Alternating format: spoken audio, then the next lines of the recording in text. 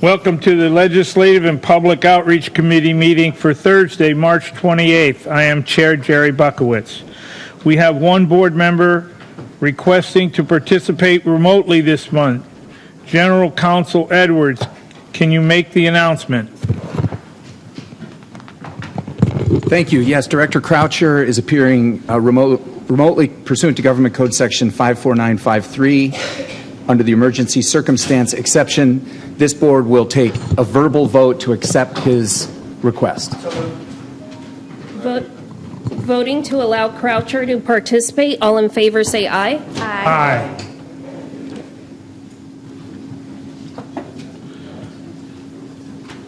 We don't need nays? Don't need nays. No, but everybody wants to hear from Gary. Okay. Please limit your... As we discuss the items on the agenda today, I will be calling on directors who raise hands to speak. Please limit your comments to matters not already addressed and state all your points when you have a chance to speak so we can move through our agenda. Nidia, can you please call the roll? Chair Buckowitz. Here. Vice Chair Ray. Present. Vice Chair Steiner. Here. Directors Acosta. Here. Croucher.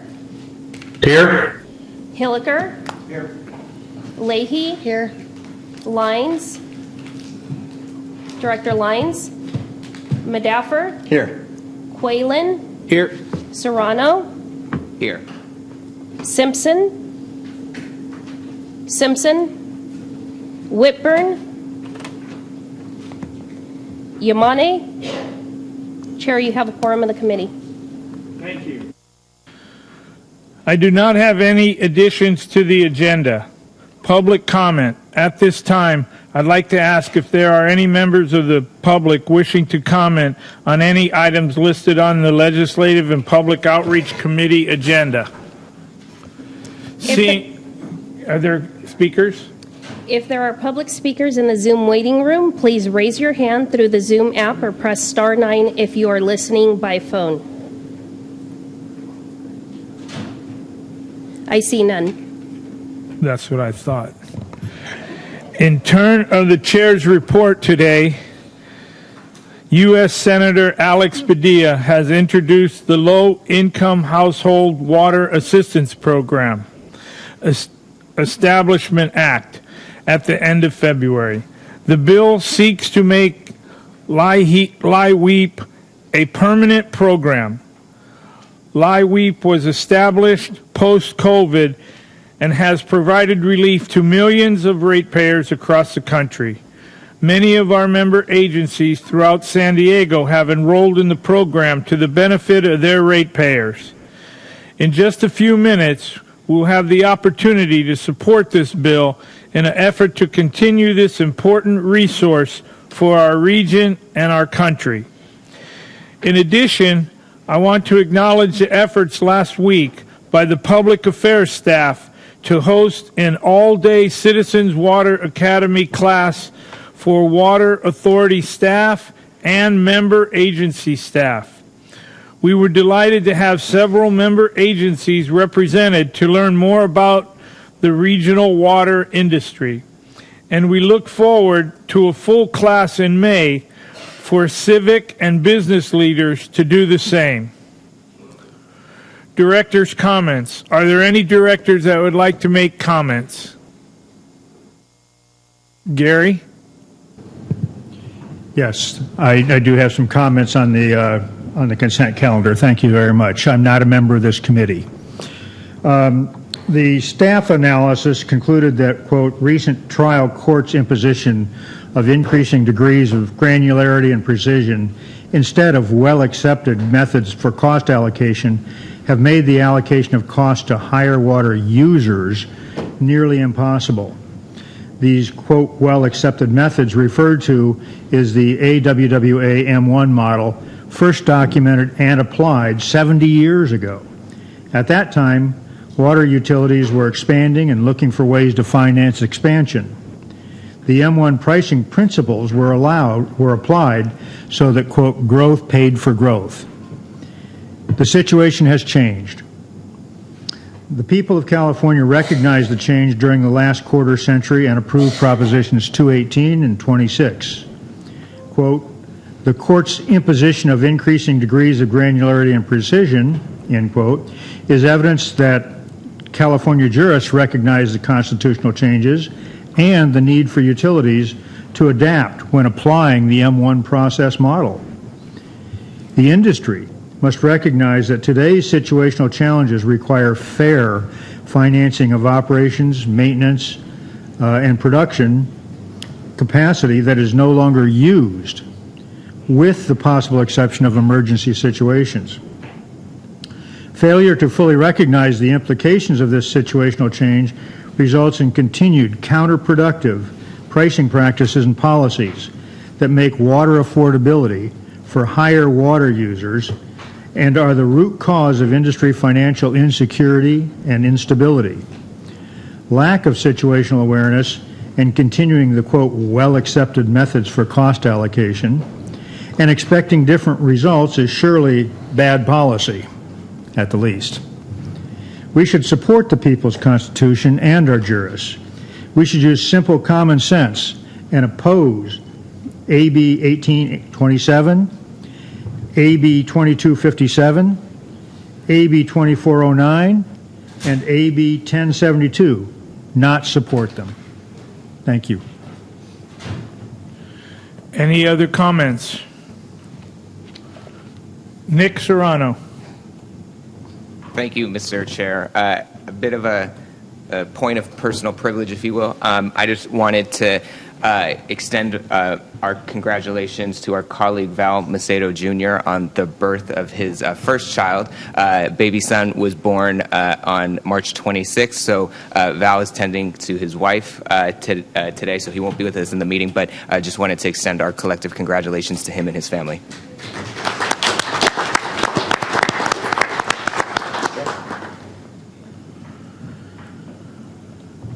Any other comments? There are two items on the consent calendar this month. One is on bill positions, and the second is on bill sponsorship. Item number one is the adoption of bill positions. We're pulling AB 1827 and going to watch that bill. There is an accompanying staff memo in the packet, and there are 6 state bills and 1 federal bill identified in the report for all of the bills on this consent calendar portion of our agenda are included here because the policy issue and recommended positions are consistent with the board's previously adopted legislative policy guidelines. If sponsorship of SB 1342 from Senator Tony Atkins related to the regulatory streamlining of major water and energy projects in the San Diego region. Do I have a motion to approve the consent calendar? Is there a second? Second. Nydia, will you please call the roll? Who seconded that motion? Teresa Acosta. Thank you. Chair Buck. Nick Question Serrano. Yeah.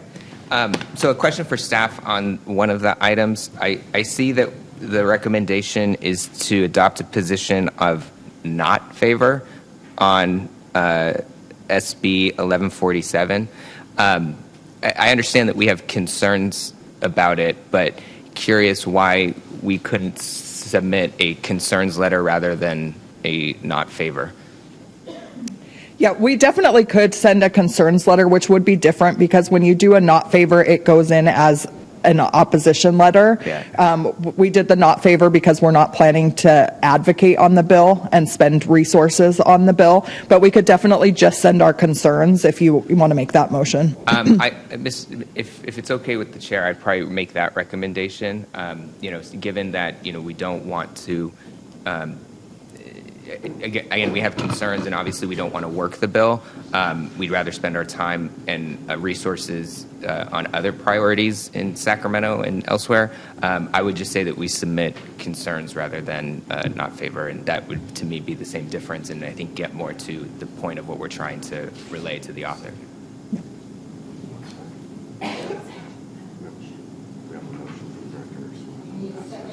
Yeah, Mr. Chair, happy to amend the motion to include what Mr. Serrano said. So we have a motion by Director Serrano and a second by Director Madaffer. Is there discussion on the motion? Yeah, the original motion by Madaffer, the original second by Acosta. Yes, and I'm fine with that amendment.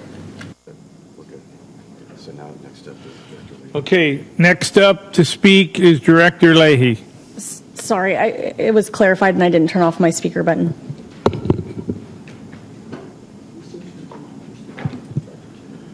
Director Kennedy.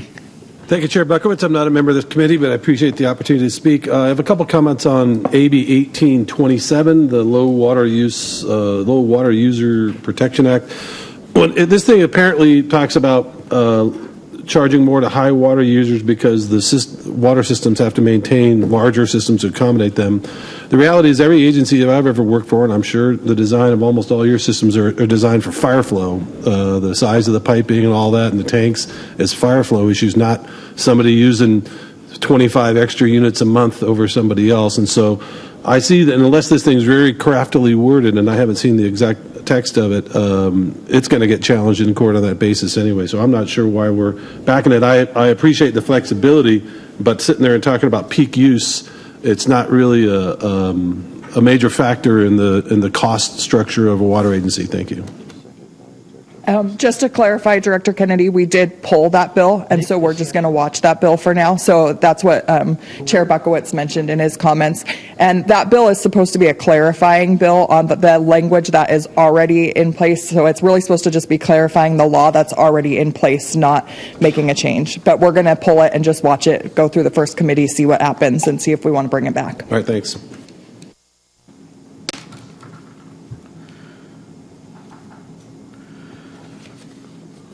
Okay, so I have a motion on the floor and a second. The motion was by Director Madaffer and the second by Director Acosta. All in favor of the motion, please signify by... Roll call vote, so Nydia can call the roll. Okay, Nydia, will you please call the roll? Yes. Chair Buckowitz? Yes. Vice Chair Ray? Yes. Vice Chair Steiner? Yes. Director Acosta? Yes. Croucher? Yes. Hilliker? He's in the committee. Hilliker? Yes. Leahy? Yes. Lines? Yes. Madaffer? Yes. Whalen? Yes. Serrano? Yes. Simpson? Whitburn? Yamane? Chair, the motion passes. Did you have Director Croucher vote? Yes. Okay, thank you. Okay, there are two action discussion presentation items this month. Up first, Dan Gayton, legislative analyst, will provide a government relations update, along with updates from our federal advocates, Katie, and our state advocate, Bob Giroux. Are there any questions or comments? Go ahead, Dan. Thank you, Chair Buckowitz and LPO committee and board members. I'm going to be providing a brief update today on the activities of Government Relations Department for the past month. At the end of February, I had the privilege of traveling to Washington, D.C. to the annual Aqua Conference. Directors Scalzidi and McMillan from Helix also attended the conference. This conference brings together water agencies from across the state to learn, network, and interact with policymakers. Attendees got to hear firsthand from administration and elected officials on some key issues impacting the water community, such as infrastructure opportunities, water quality regulations, federal appropriations, and the impacts of the upcoming presidential election. During this time, Director Scalzitti, McMillan, and I also had the opportunity to travel to Capitol Hill and meet with some of our representatives' offices, including representatives from Congressman Darrell Issa, Sarah Jacobs, Scott Peters, Mike Levin. We also met with Bruno Pijo, the acting head of water from the EPA. So these meetings were a great opportunity for us to talk about Water Authority priorities such as infrastructure needs, Colorado River, and water affordability issues. They also allowed us, the opportunity just to continue to building important relationships with these congressional offices, particularly their staff members, which we don't often get to engage with being out here in San Diego. The looming shutdown in community project funding was something that was very prevalent during this time. Obviously, since then, Congress has funded the government and narrowly avoided a few shutdowns. So they've shifted their focus now from fiscal year 2024 to fiscal year 2025. And in regards to community project funding, as you may know, every year Congress opens its portal where public agencies can apply for federal funding for their projects. I'm not going to get too much into it. I know Katie will touch on this in her comments, but I do want to just emphasize that some of our congressional delegation offices have begun accepting community project funding requests. So if your agency has a project that you want to have considered for federal funding, it's good to start getting those requests in now.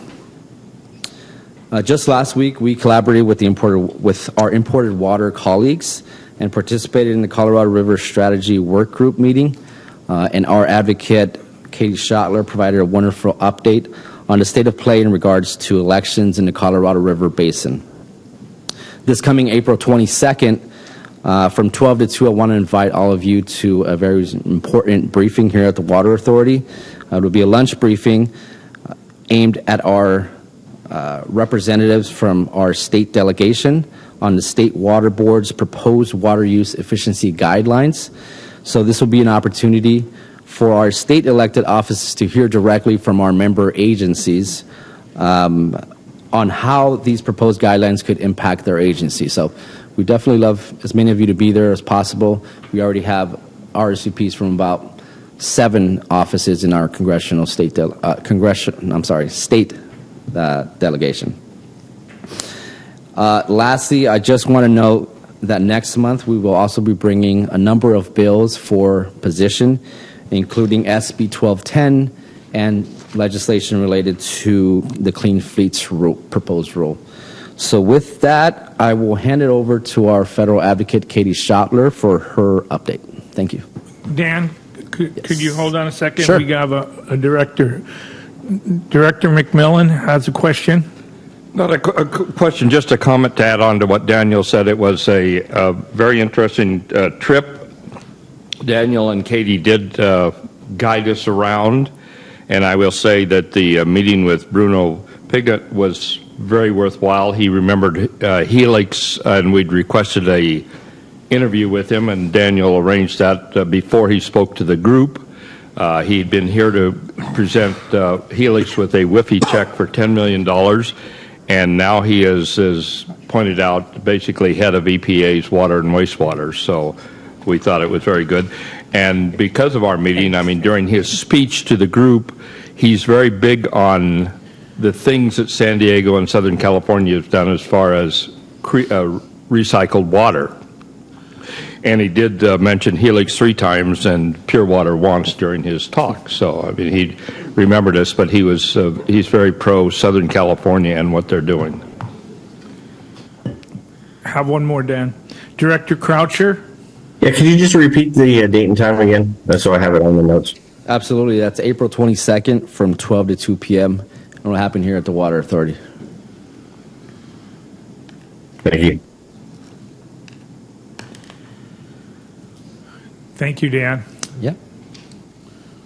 Hi, everyone. This is Katie Schottler. For those who I haven't met yet, I look forward to meeting you guys. And hi to the Helix gentleman that I had the opportunity to meet with a couple weeks ago. Like Daniel said, it was a great opportunity to meet with folks in the delegation. As Daniel mentioned, we're working on federal appropriations. The fiscal year 25 approps requests are open. We haven't gotten guidelines from the committees yet, so we're waiting to get those, but our submissions are in the works.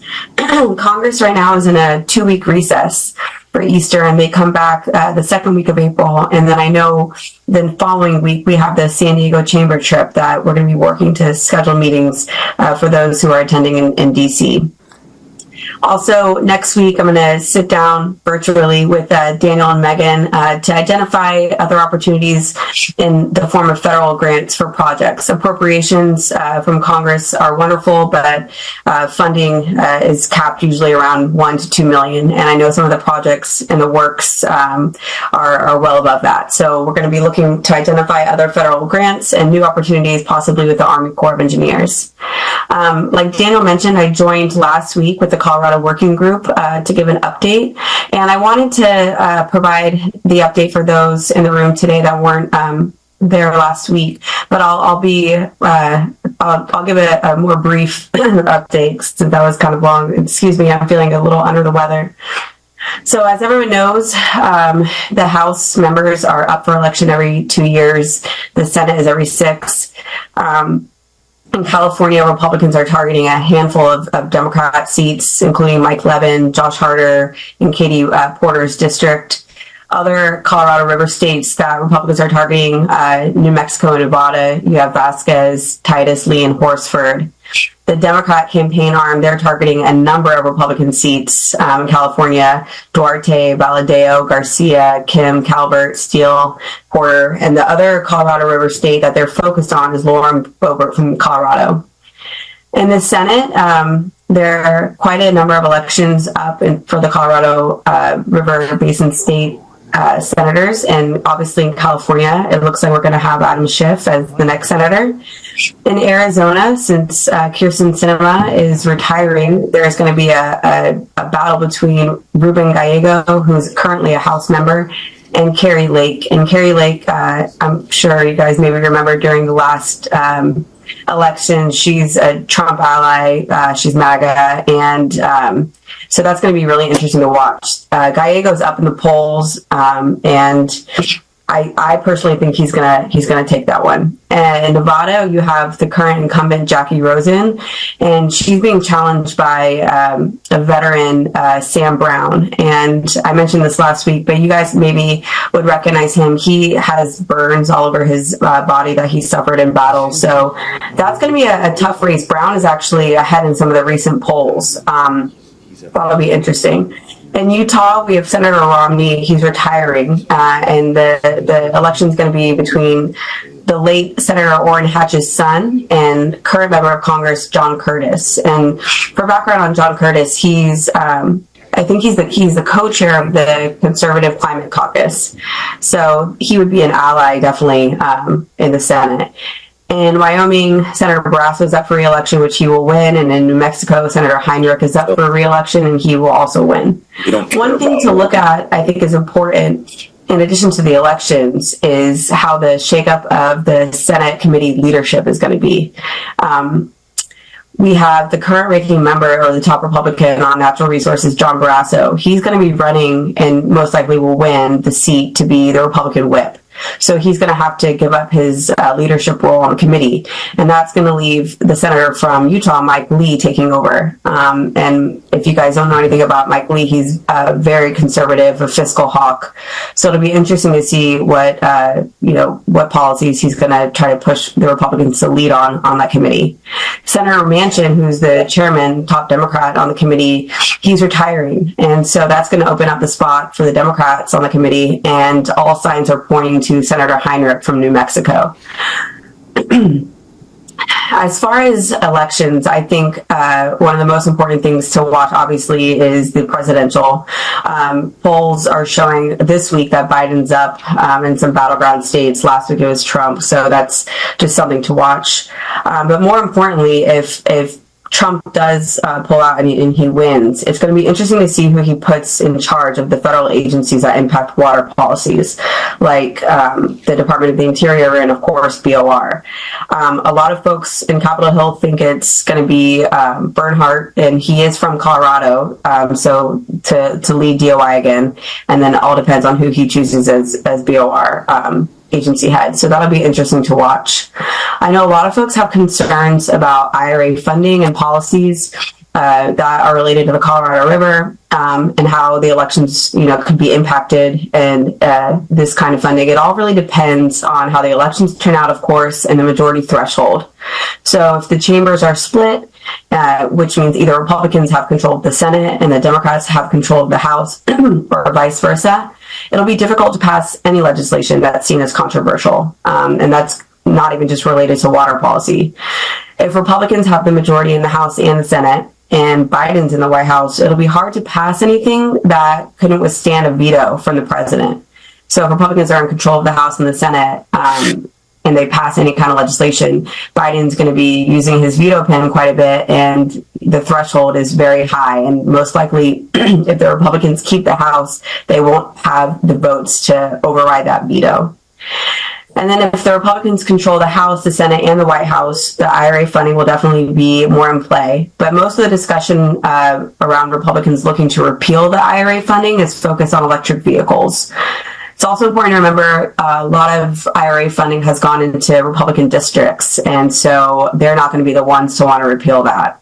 So there's a lot at play here, keeping an eye on everything. Of course, what happens with, 2026, whoever's in charge of BOR and DOI, and I'll be keeping an eye on all those things and providing updates and for, how the elections are looking and so on. So does anybody have any questions? No questions? Thank you for the report. Thank you. Next up, we have Bob Giroux to provide us an update on the state lobbying efforts. Good morning, Chair Buckowitz and directors. I'd like to say thanks for having me again today. We haven't seen each other in a while, and a lot's happened in Sacramento. I first want to formally welcome from the Sacramento team Jamie Bradford to the Water Authority. We hadn't had the pleasure of meeting before Jamie joined us, and we've been on a few calls together, and I just wanted to say welcome formally in front of the board.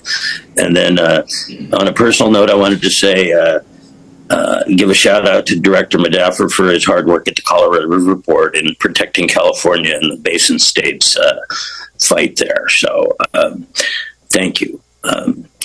I do want to say in Sacramento, we are in spring recess now. A lot's happened since we last talked. Senator Atkins has departed as pro tem, and there has been a transition, and Senator McGuire is now in charge. There have been some committee changes, and I'm happy to discuss them if anybody has questions. Of course, Speaker Rivas has been in place since January, and he has made committee changes. Probably the most significant, other than his leadership team, is the fiscal committees. The budget and the appropriations committees have new chairs. Assemblymember Gabriel from Los Angeles is chairing budget this year. It's probably not a great year to take over that committee with a $70 billion deficit, but he is the chair. And then Assemblymember Buffy Wicks from Berkeley is the chair of the Appropriations Committee. And she, as you know, has a 2-year bill sitting in the Senate on water rights that we are actively opposing.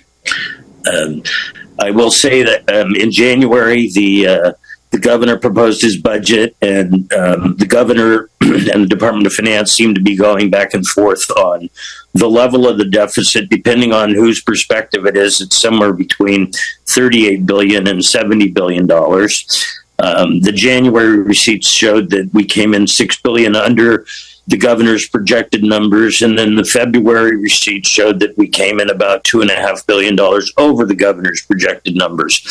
So I think all of this is we're eagerly awaiting the receipts from the first quarter to come out from the controller's office before the governor prepares the May revise, so that we all kind of have a handle on what the budget numbers really are. And for those of you that know, we have this governor specifically has rewritten the budget every year of his almost 6 years during the May revise from the January presentation.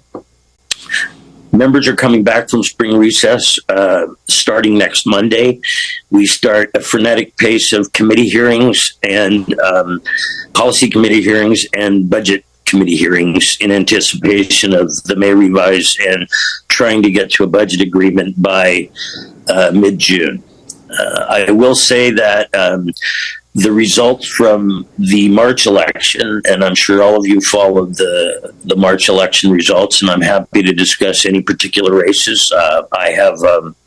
I will be providing you with a slide deck of the fall preview in about a week and a half. So we're waiting for the final canvas to come out from the Secretary of State, but everything seems to be wrapped up from March, and we're heading towards November. The results of the election were mixed. We, as you can tell, Prop 1, and they're still counting about the last 20,000 ballots in California before the Secretary of State certifies. Prop 1 passed by a meager 27,000 and change votes. And I think that exemplifies a couple of things. Number one is we had a 20% voter turnout, or slightly over 20%, which means that the people who actually turned out are the people who always turned out, and they probably read the ballot pamphlet information and voted with their minds and not their hearts or their shirt sleeves. So the mental health initiative that the governor sponsored passed, and we'll see in the coming months how it's implemented and whether or not we can get homeless people off the streets. The downside of that passage at such a small margin is that predictors, as we're carving out the revenue bonds for the fall, specifically the revenue bond, the climate revenue bond. People are nervous that the voters are going to vote with their pocketbooks, and they don't. They're not keen on a lot of general obligation bond debt servicing. So that remains to be seen. Thank you for the positions you adopted this morning on the bills and Senator Atkins' bill. And I'll abbreviate it and just say I'm happy to answer any questions on a wide variety of things you may have. Questions? Mel. Hey, Bob. Thank you for all you're doing for us in Sacramento. Can you give us a forecast of how you see the water bonds happening this coming November and going through the legislature? Do you see any type of bonds going on the ballot? Yes, I do see. I think, well, specifically, there are three types of bonds that members are talking about. There's a housing bond, a K-12 school bond, and then there's a bond for climate resiliency, which is what the Water Authority. I have your project list, and it's been submitted, and our friend Kip Lipper, who staffed Senator Atkins in climate and environment, is staffing Pro Tem McGuire on that. And there will be discussions. I think it will probably end up being a Senate bill since Assemblymember Garcia is leaving. The vehicle doesn't really matter. It's most likely going to be the number. In the beginning, as you recall, Senator Atkins and the legislature started at $15 billion. The governor started at $5 billion. Right now, we're at about $8.5 billion. At this point, they intend on having negotiations and moving forward, and the bond would contain specific buckets of money on topics under climate change. So water infrastructure, dam safety, things of that nature. It does have to be approved by the legislature in order to go on to the November ballot by June 20th. Actually, June 27th, Director Katz. So I do believe that negotiations will continue to happen unless, the governor or legislative leaders decide to put a halt to it. And then I and my colleagues up here will notify you and keep staff briefed consistently. Bob, this is Jerry. I have a question. How does this budget deficit compare to budget deficits in the past? Well, it's pretty grave, but I think I kind of compare it to the one that we had under Pete Wilson in 1991, where it was $7 billion. And I would think that $7 billion in 91, this is just my guess, is as severe as the let's say, 60 to 70 billion dollar one we have today. I think we'll be able to make cuts and cobble together money from special accounts this year. They are clawing back some money that the budget's appropriated for out years. Some of it this year is going to be encumbered, of course, by those who received it. And, you know, my advice to the Water Authority is that any money you have remaining that was given to us in the budget last year, I would try to encumber that as soon as possible. So I think we'll get out of this year, but comparing it to future deficits, I think this is probably going to be, you know, not a short-term problem. I think we're probably looking at a 2 or 3 year situation where, you know, unless people, I mean, the stock market looks like it's going to break 40,000 points this week. So, I mean, if there's a flood of capital gains tax and money, you know, we could be all be surprised. But I would anticipate the differences is that we're probably looking at about a 2 or 3 year shortfall as opposed to a 1 or 2 year shortfall. Any other questions from any of the directors? Thanks, Bob, for your report. Thank you very much. And have a happy holiday for those of you celebrating this weekend. Are there any other questions? If not, there's no more. There are no information items this month. Oh, I apologize. Christine, I'm sorry. And now Public Affairs Representative Christine Gong will provide a program update.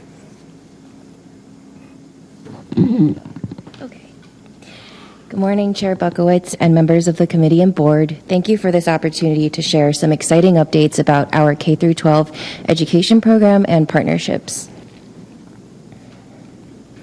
Our regional education offerings teach kids about important water topics like where our water comes from, how we make the most of every drop, and help teachers meet state science standards. They also help support member agency outreach and workforce development. Some of these programs began more than 20 years ago, which means that generations of San Diego students have grown up knowing a little bit more about our regional water supplies and have made water use efficiency a part of their lifestyle. Our programs include school assemblies that reach more than 30,000 students a year across the region with high-energy interactive assembly programs at elementary schools region-wide. Some of them are also cost-sharing with member agencies in the Splash Lab program, which is a traveling hands-on learning experience about water and environment topics. We also have a long-standing display, which some of you may have seen at the Fleet Science Center in Balboa Park. And we also have awards for water-related projects at the annual Science and Engineering Fair, also at Balboa Park. Each March, a small team of staff and board members judge projects at the Science Fair. And thank you to Director Ray for volunteering to judge this year. It's energizing to see the amazing work by students and talk with them. As usual, we look forward to sharing the best of the best with you in April. And the cornerstone of our programs is a new partnership with the San Diego County Office of Education's Innovation Center in Linda Vista. They promote water and wastewater industry careers in alignment with our long-running efforts to foster a high-quality workforce for both the Water Authority and our member agencies. As you may recall, workforce development has long been a shared priority for the Water Authority and its member agencies, and we're thrilled to have this opportunity, which is funded by a grant from the Department of Water Resources. This project emerged out of our monthly member agency outreach meeting last fall.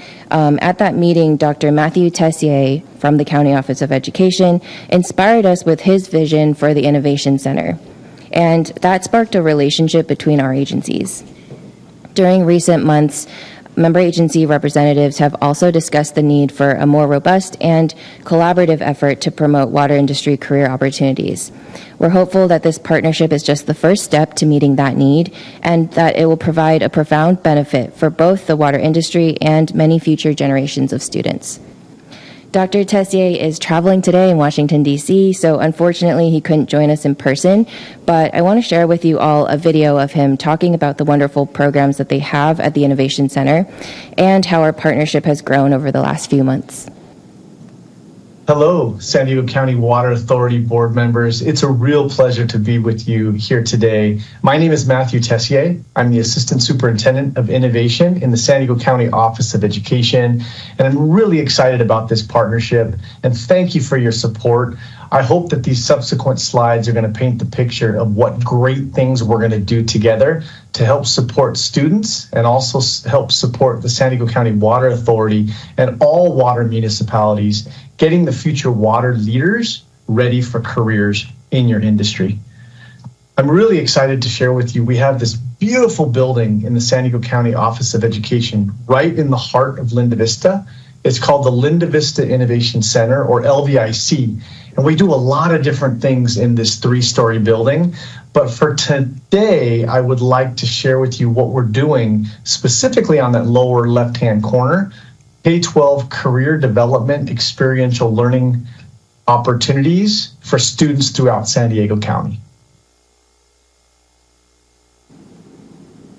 So everything that we do here at the LVIC revolves around the San Diego Workforce Partnership priority sectors. And as you can see, there are 7 different priority sectors in San Diego that drive and will continue to drive San Diego's economy through 2030. For today, I'm going to focus specifically on energy, construction, and utilities because that's where the water industry falls, and that's where our partnership stems from. Really excited to share with you. You heard me say there's a 3-story building. The LVIC is a 3-story building. The first floor, we're focusing on kindergarten through 6th grade experiences, and the second floor focuses on 7th through 12th grade experiences. But the partnership that we have developed has specifically gone to help support kindergarten through 6th grade students on the first floor of the LVIC. And as you can see here, we've focused on healthcare, optometry, energy, construction, and utilities, and information and communication technologies and digital media. And again, the partnership that we've started together specifically focuses on energy, construction, and utilities, water.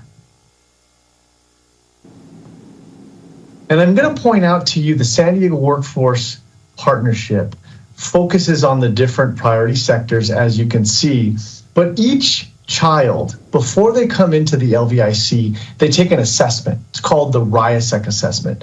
RIASEC was an assessment developed in the 60s by Dr. John Holland. And basically what it states is, if you know who you are and your strengths, your interests and values, you're not only happier at work, but you're also significantly more productive. So before students come into the LVIC, they take a RIASEC assessment. And typically students will lead with 3 different attributes. So you can see here there's 6 different attributes. There's R for realistic, I for investigative, A for artistic, S for social, E for enterprising, and C for conventional. And this is really important because what we do is we tell students, every student, regardless of their background, their ethnicity, their gender, that you have value and you have worth. And if you know yourself really well, you can find careers in a multitude of industry where you're going to be happy and productive. So just remember, you may test as a R, realistic, I, investigative, or an S, social person. And that's going to make a lot of sense when you see the next slide and the career cards. So these are career cards that we've created in partnership with you, the San Diego County Water Authority, to focus on industry jobs that not only are critical, but you are also sharing with us, hey, there's going to be a large need for these positions moving forward. So gathering the data from your staff, we know that one of those positions is a utility worker. So we've created industry cards. The left-hand side is the front of the card. The right-hand side is the back of a card. And think of a card that's about the size of in between a 3x5 picture and a baseball card. They get affixed to a lanyard and students get to take these home. So you see here, A utility worker, what does he or she do? You can also see that a utility worker is typically an R, realistic, an I, investigative, and a C, conventional type of person. So if I tested RIC, this might be a career that I want to consider in the water industry. You can see what the median wages are, the projected growth, because obviously we want careers that are going to grow over the future so that students, when they get out of college or get out of high school or get right into the career, they know that they're going to have a job there for them. And you can also see the education level required per card and per position. And I'm really excited to also share with you, in partnership with the San Diego County Water Authority, we've developed engineering design challenges, and they come on challenge cards. So again, on the left-hand side, you can see the front of a card, a challenge card, that would be a pipeline challenge. And then in the middle, you see what's on the back of the card. So a pipeline challenge tells students a little bit about what they'll be doing. They tell them the problem. And then there's an engineering design challenge for them to solve. And I am so excited to share with you that when students are involved in these challenges, when students are looking at their careers, when students realize that they have strengths and interests and values that they can embrace and strengthen in the workforce, there is nothing more beautiful to see in this LVIC space. And I also wanted to point out to you on the right-hand side, in collaboration with San Diego County Water Authority, we've also created journals. Because as you well know, oral language is really important, but the written language is also very important as well. So every student, when they come to the LVIC, they get a journal. And as they get different experiences in the RIASEC codes, in different industry, like the water industry, they're actually able to journal and talk about what they enjoyed or what they didn't enjoy about those specific RIASEC activities, further strengthening their strengths, interests, and values. And equally as important, they see what they may not want to do for their career. And on the back of each journal, we've worked with your team to put some really fun facts about water. And as you can see, we did it in the form of a did you know, and affixed a QR code so that students can actually get a list of water-wise plants that do great in the San Diego climate. So again, hopefully this kind of gave you an idea of what it is that we're doing as a team. I cannot say enough about your team at the San Diego County Water Authority. It has been a real pleasure to work with everybody involved. And I want to invite each one of you to come to the LVIC in the future to see what this collaboration and this partnership is doing, all the positive things it's doing for students learning, and you'll be able to see some of your future water leaders. Thank you. So as you can see, this partnership can reach all corners of the region and connect students with careers that match their unique strengths. We're also exploring the development of a high school component with the County Office of Education and hope that will further expand our impact and support member agencies. So we look forward to future updates as those concepts come more into focus. Thank you. Thank you, Christine. That's a very interesting report. Appreciate it. We have a question from Director McMillan. Yes, thank you. Are they still doing the trailer where they go around to schools and stuff? Yeah, the Splash Lab. Yep, they take that out to schools and they can do hands-on experiments and Yeah, I'm asking as your representative on the conservation garden, they're going through a lot of changes and Miss Smarty plants and stuff is disappearing, which was a outreach for the efficient use of water. Do you feel the authority can fill that gap if some of those programs go away? Director McMillan, good question. We certainly, so the Splash Lab program is something that we partner directly with the member agencies for. So we do the cost share with them. And so to the extent that member agencies want to engage in that and take advantage of the cost share, that will be the extent to which we can fill that gap. Thank you. Thank you. There's no other items on this month's agenda, but I did want to ask you all to keep in mind the 6 workers who lost their lives on the bridge. working for us. And it's interesting, we watched the program this morning that encourages people to go into the water industry and the different jobs that are available in construction. But you never know every day when you go to work what the results could be. So please keep those 6 workers in mind. With that, there are no other items. There's no closed session. There's no further business. And the meeting is now adjourned, and the A&F committee begins in 5 minutes. Thank you.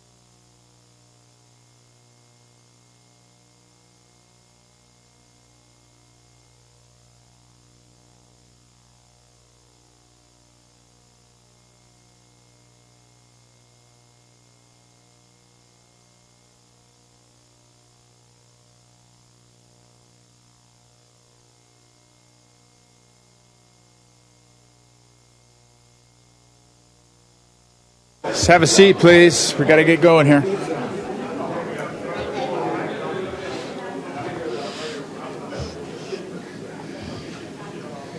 Sit down, Dan. Let's go. Yes, sir. Well, good morning, everyone. Welcome to the March 28th, 2024 meeting of the Administrative and Finance Committee. As we discuss items on the agenda, I will be calling on directors to raise hands to speak. Please limit your comments to matters not already addressed and state your points when you have a chance to speak so we can move through our agenda. So, Nicole, will you call roll, please? Chair Rant. Here. Vice Chair Abdullahi. Vice Chair Hogan. Present. Directors Acosta. Here. Bays. Here. Hilliker. Hurst. Present. Katz. Here. Myers. Here. Ray. Here. Simpson. Vespi. Here. Wiley. Here. Yamani. Chair Rant, you have a quorum of the committee. Thanks, Nicole. I have no additions to the agenda. Do we have anybody that wants to speak to the committee, or do we have anybody in the queue? If there are public speakers in the Zoom waiting room, please raise your hand through the Zoom app or press star 9 if you are listening by phone. I see none. Oh, okay, thank you. Under Chair's report, I have something today. I want to share the fact that our Chief Information Security Officer, Francisco Perez, was one of the several experts recently featured on in a cybersecurity article and webinar discussion hosted by the San Diego Business Journal and San Diego's Cyber Center for Excellence. He was on a panel with a member of the FBI and several private sector experts, and they discussed the emerging cyber trends and available security resources.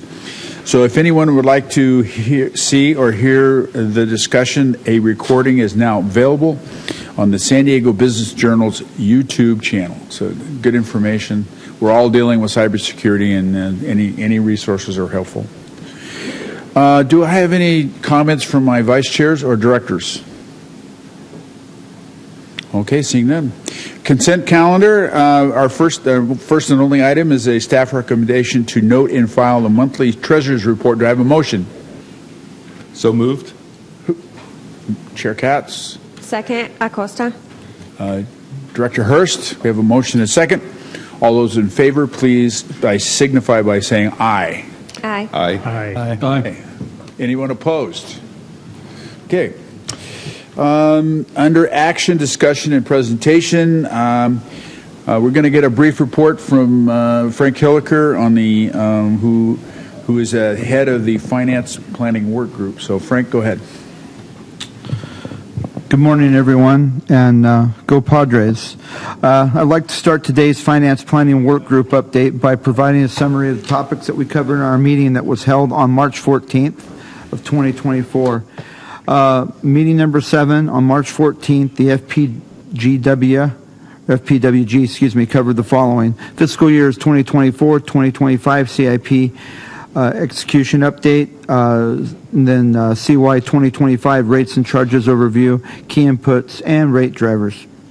The meeting began with an update to the fiscal years 2024-2025 CIP and the forecasted spending. Last year, during the budget approval process, the board approved 90% of the requested CIP budget, totaling $184.3 million, and directed staff to monitor its execution and provide updates leading into the mid-year budget.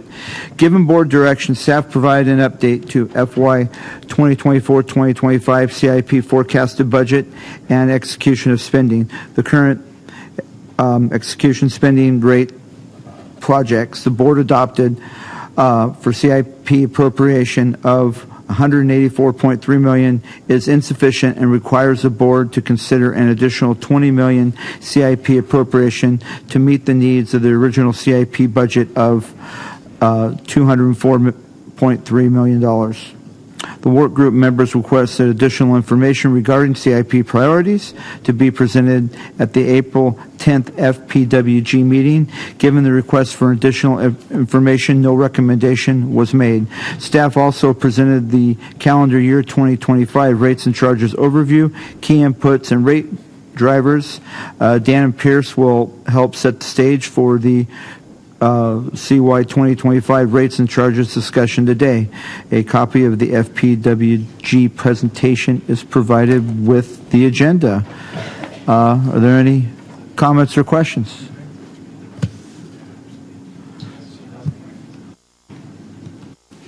Before we go on to that presentation, we're going to have a presentation by Leanna White, our Budget and Treasury Manager, to discuss the software contract amendment for Questica Limited. The attachment to contract can be found in the appendices referenced in Appendix AF1, page 187 of your board packet. Leanna. Good morning. So today we are asking for approval for an amendment for software maintenance, support, and hosting services. Can you pull up the slides, please? Anticipated entering into a contract for these services under the GM signature authority, but after review and discussions with General Counsel, it was determined that we should proceed with an amendment to the implementation and support contract. The memo for this item can be found on page 77 of your board packet. So a little bit of a background. In 2014, the Water Authority entered into an agreement with PowerPlan Corporation for the implementation and ongoing support and maintenance for a budget system software. The PowerPlan software is a client-based software and is hosted on-site and has 2 dedicated servers which require annual licensing. IT staff provides server maintenance and support and does software installation on individual users' computers. While not much time is spent installing the software, due to the age and nature of the software, substandard security is required to allow the software to even run.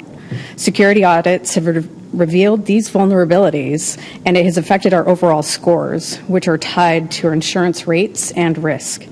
The PowerPlan software does allow us to develop operating department budgets, but budgets for other expense categories like CIP, grants, debt service, and in addition to the revenues, are developed in either other software programs or in spreadsheets.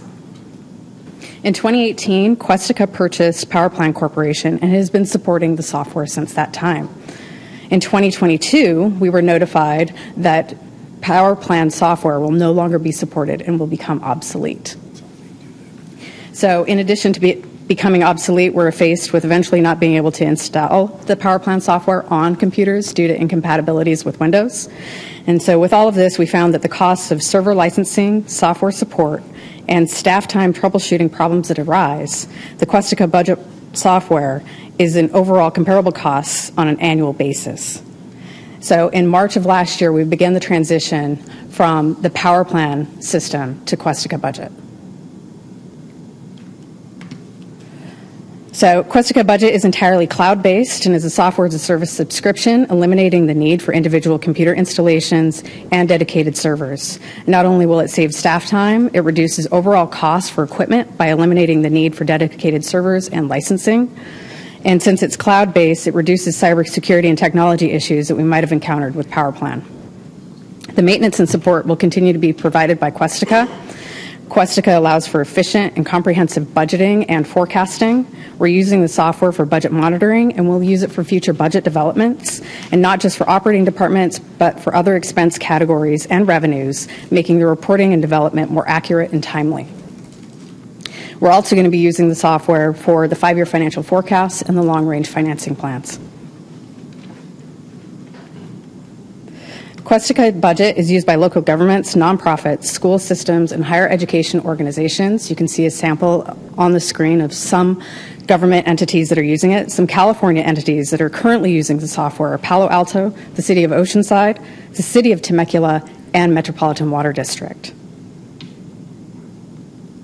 So today's staff recommendation is to authorize the General Manager to amend the Questica Limited Software Subscription Agreement to extend the agreement term for an additional 3 years in the amount of $103,000 $93.84 for annual budget software maintenance, support, and hosting services, increasing the authorized contract amount from $145,395 to $248,488.84. 84 cents. Okay, do I have any? Director Leahy. Thank you. And I'm not on this committee, but I appreciate the opportunity to speak. So I know I've been fairly sensitive and involved in looking at costs and making sure that the Water Authority is getting appropriate pricing. So I just wanted to acknowledge that this seems to be in line with similar pricing that other agencies are seeing for these similar services. We do use Questica. I know Water Authority also uses Oracle.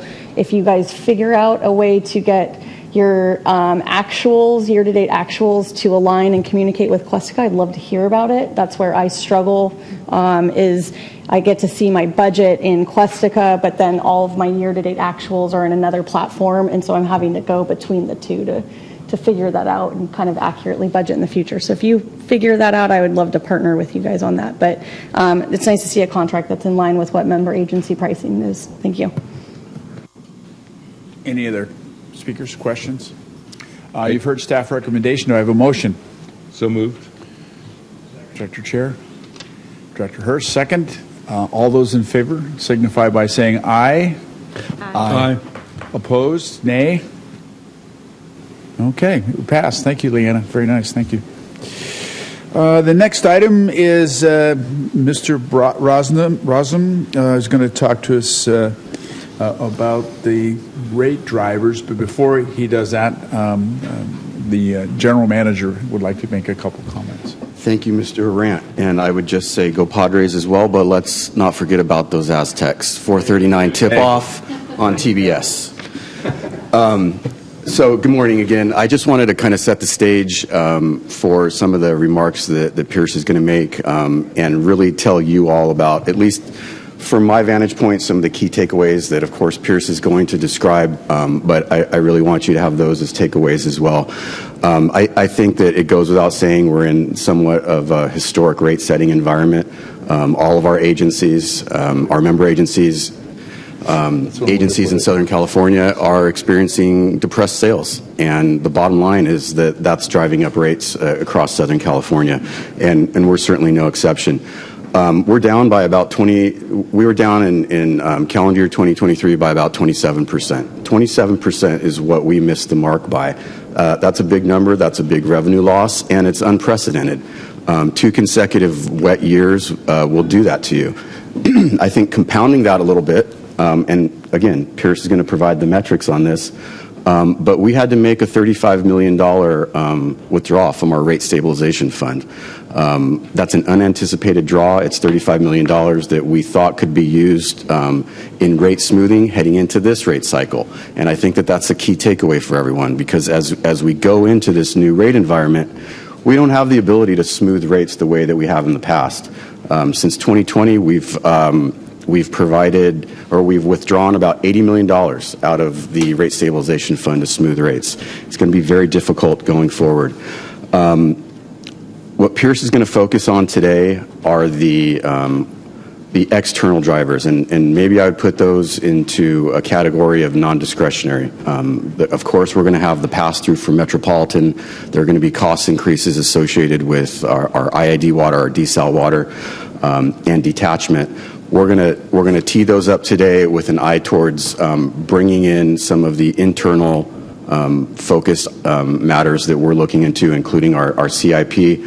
We'll go through different scenarios in April as to how we can manage that.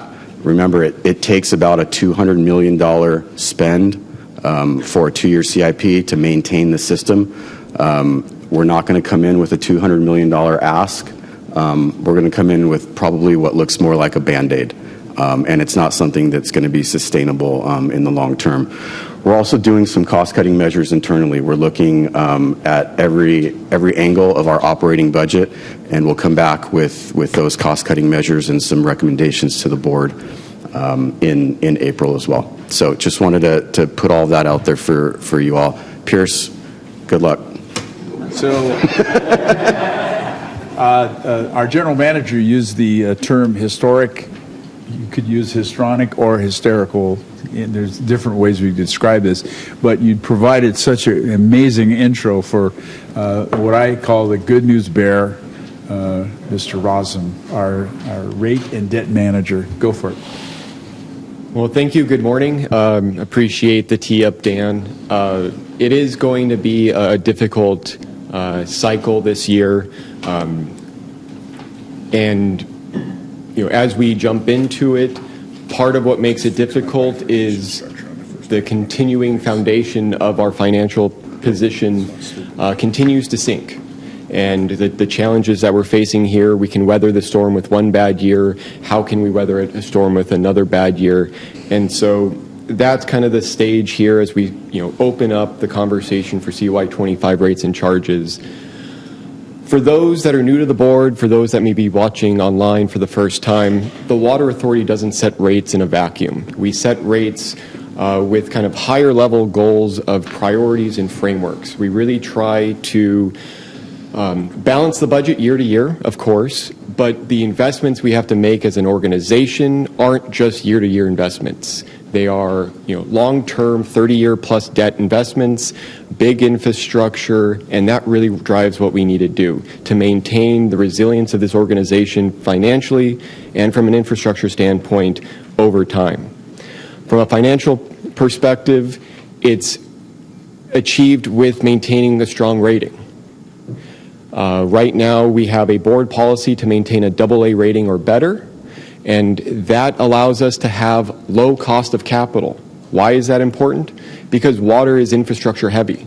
If we can't invest, if we can't refund the existing debt, that's just going to be more expensive and a higher bill down the road. We need to maintain financial flexibility so we can support O&M.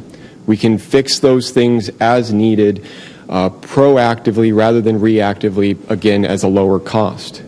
We try to do this from a rate framework that is equitable to all the member agencies.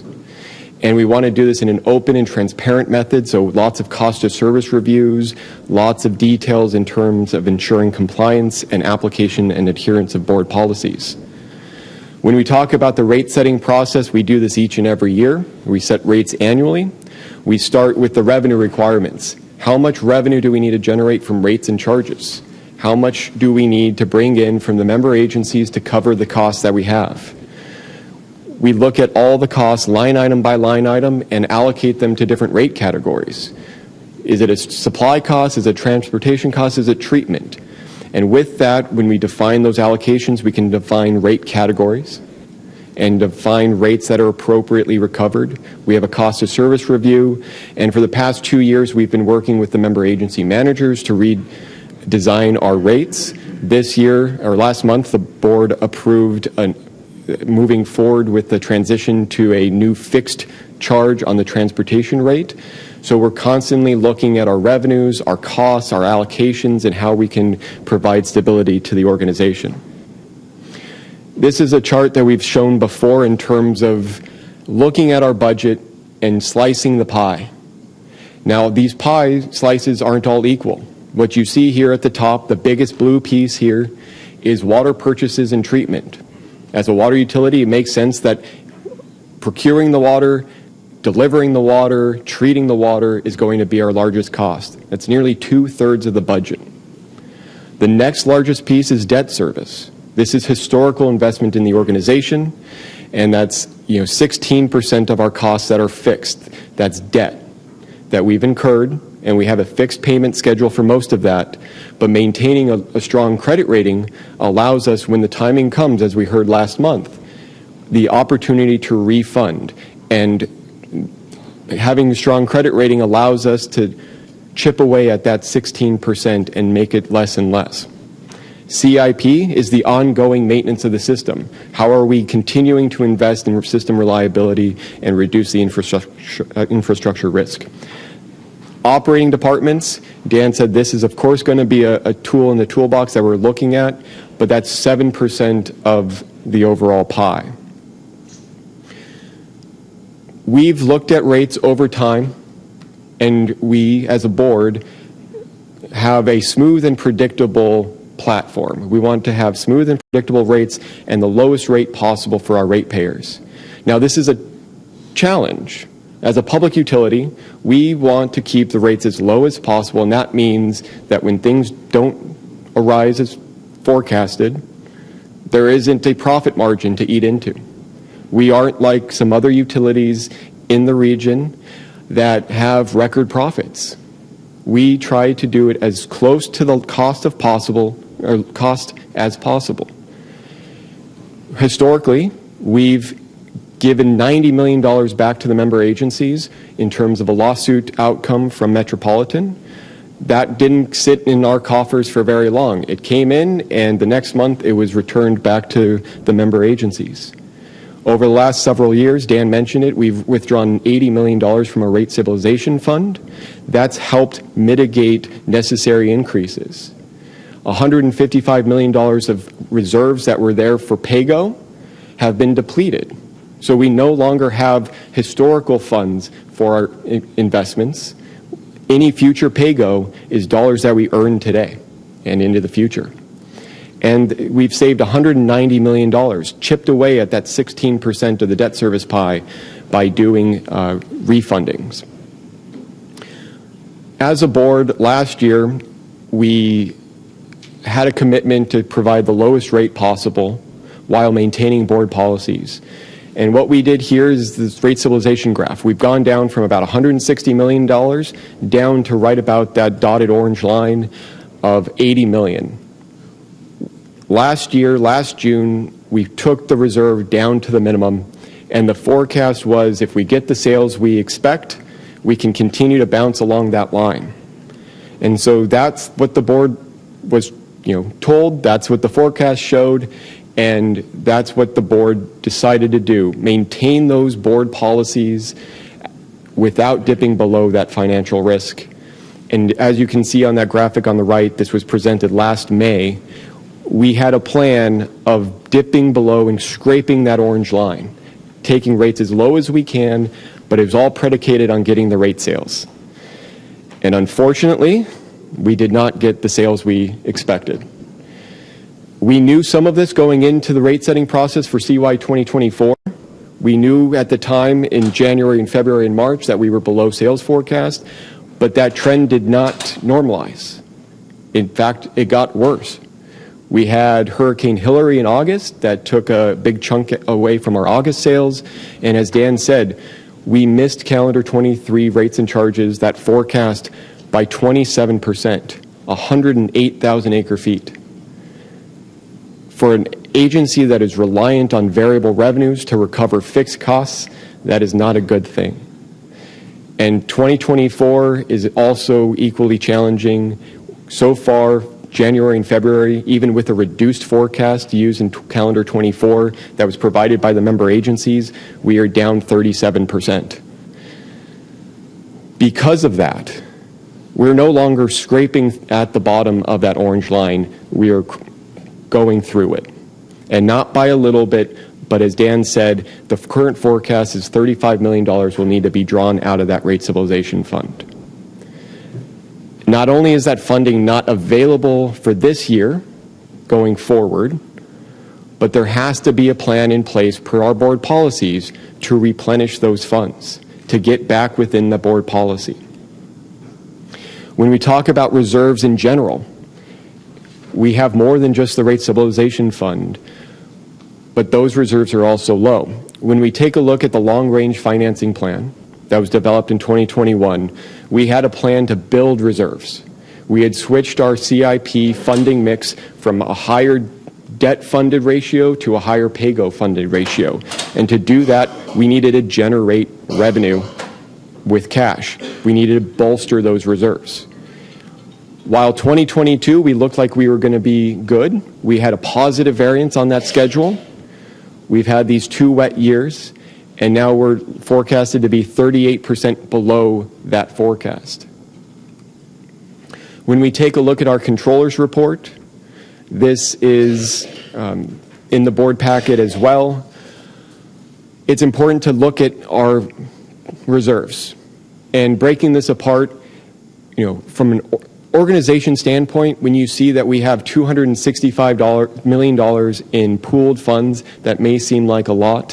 When you look at that top line that says operating fund and it has $167 million, that might seem healthy, but timing matters when we take a look at the controller's report, when we look at our reserves. At the end of next month, we owe a $92 million debt service payment. So that $170 million in operating fund, that's there for cash flow, that's there for these types of payments, more than half of it goes away. That is not the position we want to be in. When you take a look at our construction fund for CIP, we've talked about that PAYGO fund has hardly anything in it. We have a 2022 debt issue that we did recently. We have $123 million in proceeds left for that, but those funds will be fully utilized by the end of the next fiscal year, so June 2025. Big picture here, we should have about $330 million per board policy. Right now, as of January, we were $64 million below that. So how did we get here? This is going to be a quick series of tables, but it's really important to understand the mechanics here that we're dealing with. Obviously, we have the water sales environment that we just described. So from fiscal year to date, so July 1st through the end of February, this is what our financial dashboard is showing. That total water sales are down 17%, again, fiscal year to date. So we should have had $346 million of revenue that was budgeted, but we only came in at $266 million. So a nearly $60 million revenue gap, or 17%. And whether it's the green area of the box that's talking about dollars or the blue area that's talking about acre feet, both are about 16, 17% in terms of reduction from what was budgeted. The next piece here that's being added is the cost of water. And what's important to see here is we don't see a negative 17% cost of water. We only see a negative 4% cost of water. That's because we are adding water to storage. We are buying, over the last fiscal year, we've added 30,000 acre feet of water to San Vicente, and that is a cost that has been paid out of $35 million, and we have had no revenue associated with that. Typical, given our contractual obligations and seasonality, we do always expect some seasonal effect here, but this is outsized given where sales are currently. The bottom line here is budgeted at this point in time, we should have had $22 million in the black. We are $14 million in the red. So that's a $37 million shortfall, gap. $37 million of reserves we haven't funded, $37 million in CIP we can't fund. Are sales in the future going to fix this? Unfortunately, the forecast right now is no.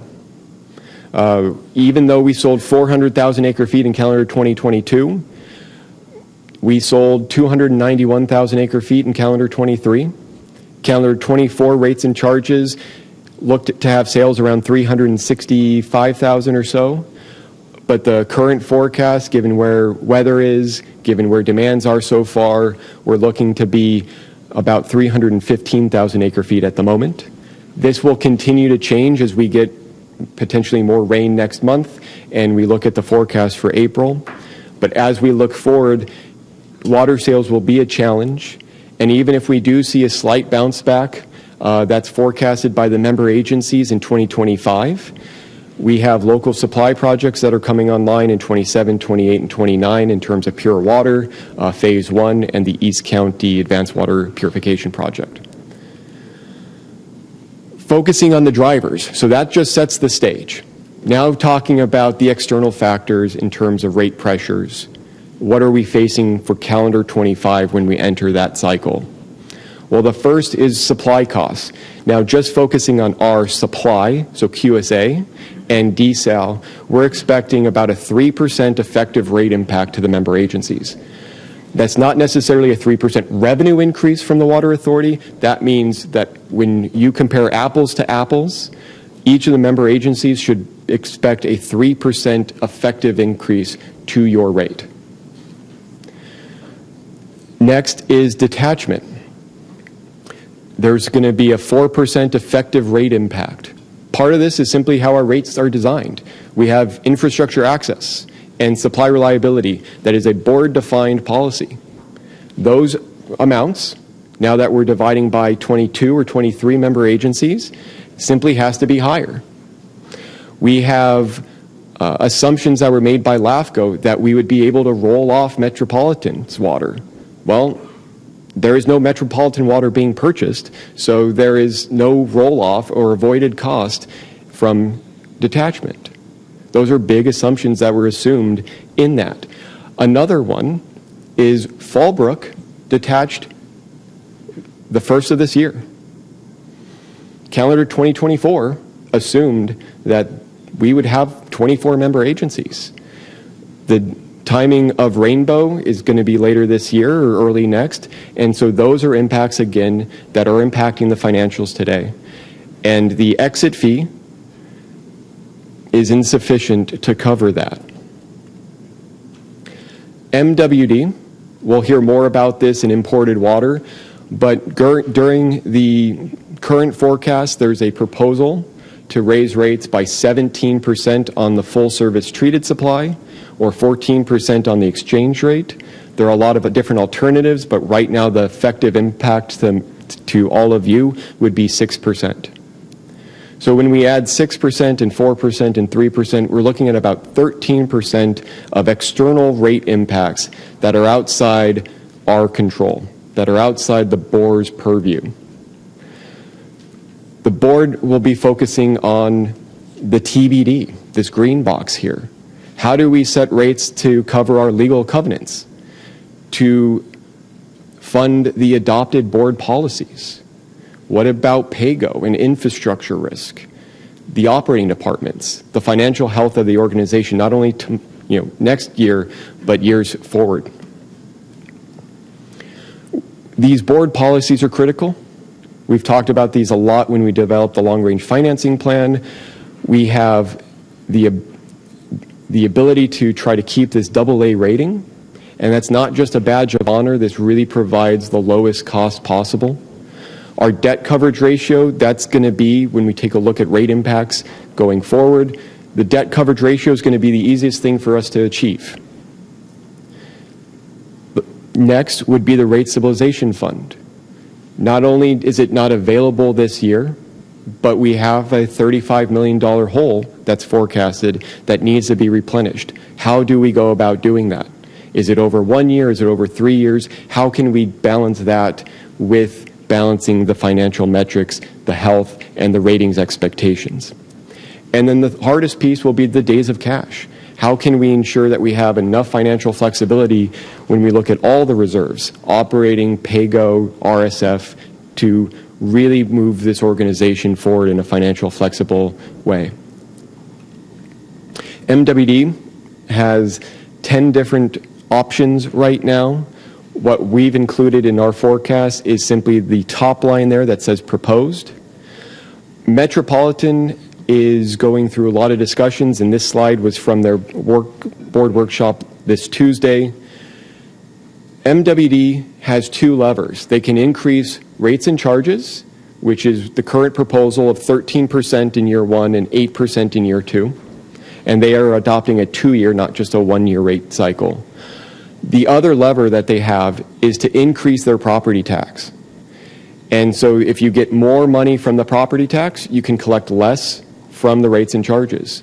And so a lot of these options look at increasing the property tax, doubling, tripling that number, and that would be paid directly by the ratepayer, the property owner, rather than by the water authority and then in lieu the member agencies. Met is expected to make a recommendation next month in terms of what they will move forward with. The Water Authority has a lot of active measures. This is something that we've been combating for a while. Dan has done a remarkable job in terms of the water exchange agreements and saving us $20 million with that November and December deal. We'll see if we can make continued deals and make the best of a supply situation. The negotiated upfront detachment payments. Rather than receiving payments over 5 years, we made the best of a bad situation and increased our net present value there in terms of getting that money earlier rather than waiting. Dan mentioned the ongoing cost containment strategies that are being explored in terms of the operating budget. The member agency rate redesign recommendation, while not new revenue, will ensure that that revenue that we expect to get comes in. And if that were in place last year, our financial gap would have been improved by $7 million. And then we're also looking at where can we cut costs? Where can we potentially negotiate better rates? And so the energy program is doing that. Budget conversations will continue to happen, and everything's on the table here in terms of operating departments, the capital program, equipment replacement, and even future refunding opportunities should the Fed start to lower rates. In terms of next steps, we will come back to the board in April with options, with high-low guidance. In May, we look to set the public hearing and come with a recommendation. And in June, we will look to hold the public hearing and get an approval of the adoption of those rates and charges. The rates and charges, while adopted in June, would not take effect until calendar year 2025. There are some rates that need to be adopted in June in order to reflect the fiscal year basis. Metropolitan has a fiscal year charge, so there are some charges that will take effect in January or July 1st of 2024. Focusing on this April presentation, we will be working with the Finance Planning Work Group here. We've got a meeting scheduled for the 10th of April. We're working collaboratively with all the departments, water resources, finance, engineering, the general manager's office, really trying to figure out what are our options, how do we provide these options to you in terms of the risk, the reliability, and the resilience of the organization. In summary, it's a tough environment. We've used a lot of the options we've had in the past. We don't have PAYGO funds to fund our CIP. We don't have rate stabilization funds to smooth in the future. Water sales are not helping. External factors are significant. And as we bring these options to the board, what actions we can take, it's going to be about balancing the financial and system risk with the ultimate rate outcome. So with that, I'll happy to take any questions, and that concludes my presentation. Okay, Director Miller. Thank you. Not a great report, but it's a good report. Could you, I know at MET they break out what treatment costs are, and on one of your first bullet points on your pie chart, you say water purchases and treatment costs. Could you separate what the treatment cost is in that and what it costs us to treat water? Yes.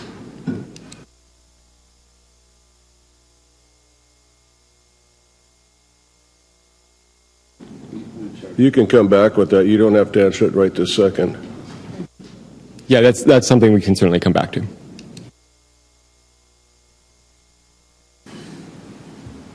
Thank you. Again, I'm not on this committee, but I appreciate the opportunity to speak. I did have a question about the 4% attributed to detachment. My understanding is Fallbrook's average annual contribution to the Water Authority is about $8 million, maybe just under $9 million. And with their settlement, don't they make a lump sum payment?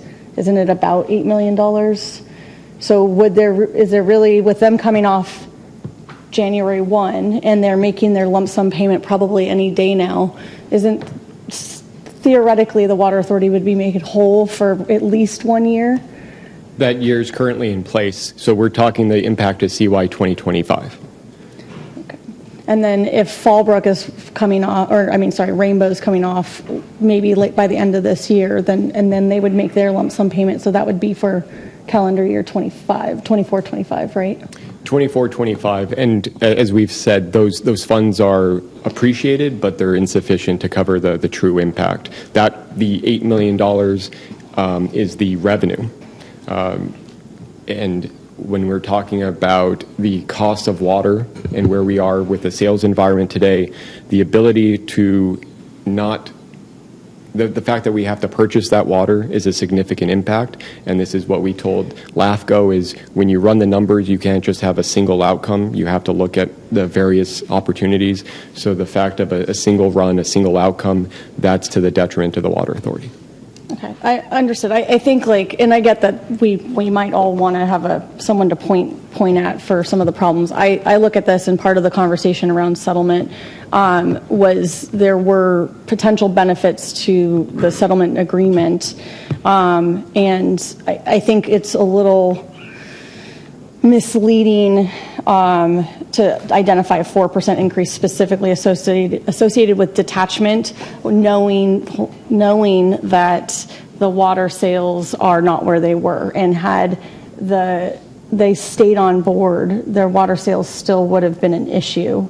So that's just, I want to just make that comment that I get that there will be eventual future impacts. I get the Water Authority has the stance, and this agency has a stance that those are not sufficient funds, and I get that. I just think that it's a little misleading to not identify that that's also a water sales and a demand issue. And so just to be clear, part of this is simply the fact that you're now dividing by 22 agencies and not 24. So when we talk about the supply reliability charge, we will still continue to collect the dollar, right? We will still collect our infrastructure access revenue. But now, because we lost all those meter equivalents, all of your meter equivalents have to go up to reflect that. So the rate impact, what you are paying next year, has to go up simply because of the lower denominator. Yes, there are funds coming in from the exit fee, but those are insufficient to cover those financial facts, and that's what's reflected in that 4%, and that's right in line with what we've told the board throughout the detachment process of a 3 to 5% rate impact. Director Vespi. Thank you, Chair Rant. Pierce, can you just confirm for fiscal year 25 you have projected to receive the funds from Rainbow? Yes. So none that wasn't shown here in terms of those, but we would expect the fund balances to be reflective of that once those funds are received in FY25. And okay. And does that impact your rate projections for 25?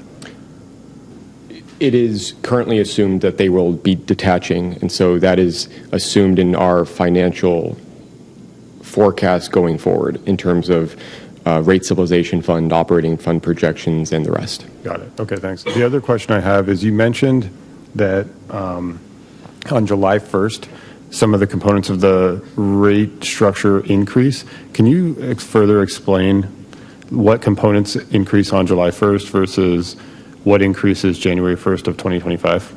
Yeah, so all of the Water Authority's rates and charges would be effective January 1st. Metropolitan's RTS, Readiness to Service charge, that is a fiscal year charge. So that would be passed through immediately for July 1st effect. Got it. Thank you. Okay. Director Wiley. Thank you. I just had a couple questions. On the MWD increase, the 6%, you said, and I think they're down to 4 options now, right, as of Tuesday? I mean, it's hard to follow, I know, but we're following it pretty closely. There's, like you mentioned, there was a range of potential on the tax, on the AV tax. What does that do to this 6%? I know you've assumed the initial proposal, correct? Yes. So the more they move on to the property tax rate, the less that. So the more they collect directly from the property owner, the less they have to collect from the member agencies, and so that 6% effective impact would be borne immediately by your ratepayer. That doesn't have to be passed through. So that 6% could come down if they increase the property tax rate. So even with the County Water Authority's supply mix, that's the same, or it occurs similarly? Yes, because So the reason for the Met impact, the reason why that's 6% is because for Metropolitan, that includes the exchange. Yeah. Right? And so a 14% impact currently proposed on exchange is that big dollar impact. Okay. So I say it's not discretionary, and that's true. This board doesn't have a direct, we do carry a vote at Metropolitan, correct? And so that's going to be taken up in April, you said? So we will know the impacts of that based on how everyone votes. Yeah, assuming they make a decision on at their board meeting on April 9th, we expect to have some clarity. Okay. It just seems to me that, Metropolitan is in a similar situation, right? We all are, to be quite honest. I mean, this is a story that's going on at my agency and everywhere else. I just haven't heard a lot of better proposals than the AV tax proposal to shift some of those funds fixed, right? So we don't continue to, because I think this just perpetuates the problem, right? If this all goes on treated water rates, we're going to lower our sales projection as well, right? Which maybe doesn't impact the Water Authority long term, but I think that's everywhere, right? That's going to continue to be the story. So just an opinion. Thank you. Let's see, Director Hogan. Thanks, Chair.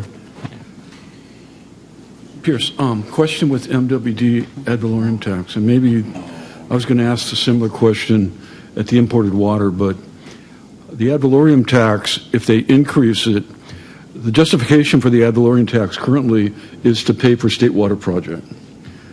To increase it, following cost of service principles, any increase would have to be applied to the state water project cost. We don't know yet the impact of that ad valorem tax as they incorporate it appropriately for the state water project, what that impact would be to us down here. Because we know part of the state water project costs, based on court, is that they can charge transportation to that. So there's got to be a whole calculation on what the impact of that on transportation to us before we have a good handle on that. Is that am I going in the right direction there? Yeah. Yes, so Metropolitan has presented the rates for each of those, or I don't know if for each of those alternatives, but they have provided it for a number of those alternatives in terms of if they increase the AV, this would be the impact to the rates and charges. So we do see a reduction to basically all of their rate components except for treatment. Okay, thank you. Thank you. I want to focus for a moment on the AV, and I also was going to do it elsewhere, but I think because it's coming up so much, we should do it here. And we're using the term increase. The AV is for the Porter paydown for the state water project, Porter bonds, right? And in fact, the Porter bond is a diminishing bond. So it goes down each year what comes off of the property taxes.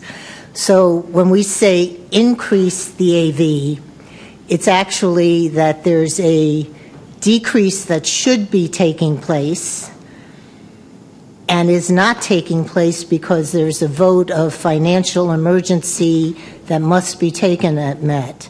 So while it's an increase in the sense that they would have had less to pay, so if it's $50 and it's a $5 decrease that should happen, it's still $50. So it's not $55 that there's an actual increase in the AV, it's that there isn't this decrease, which in fact then becomes this increase, right? Yes. So just for the I guess the board's edification here, their tax percentage or AV percentage has been decreasing as this debt has been paid off.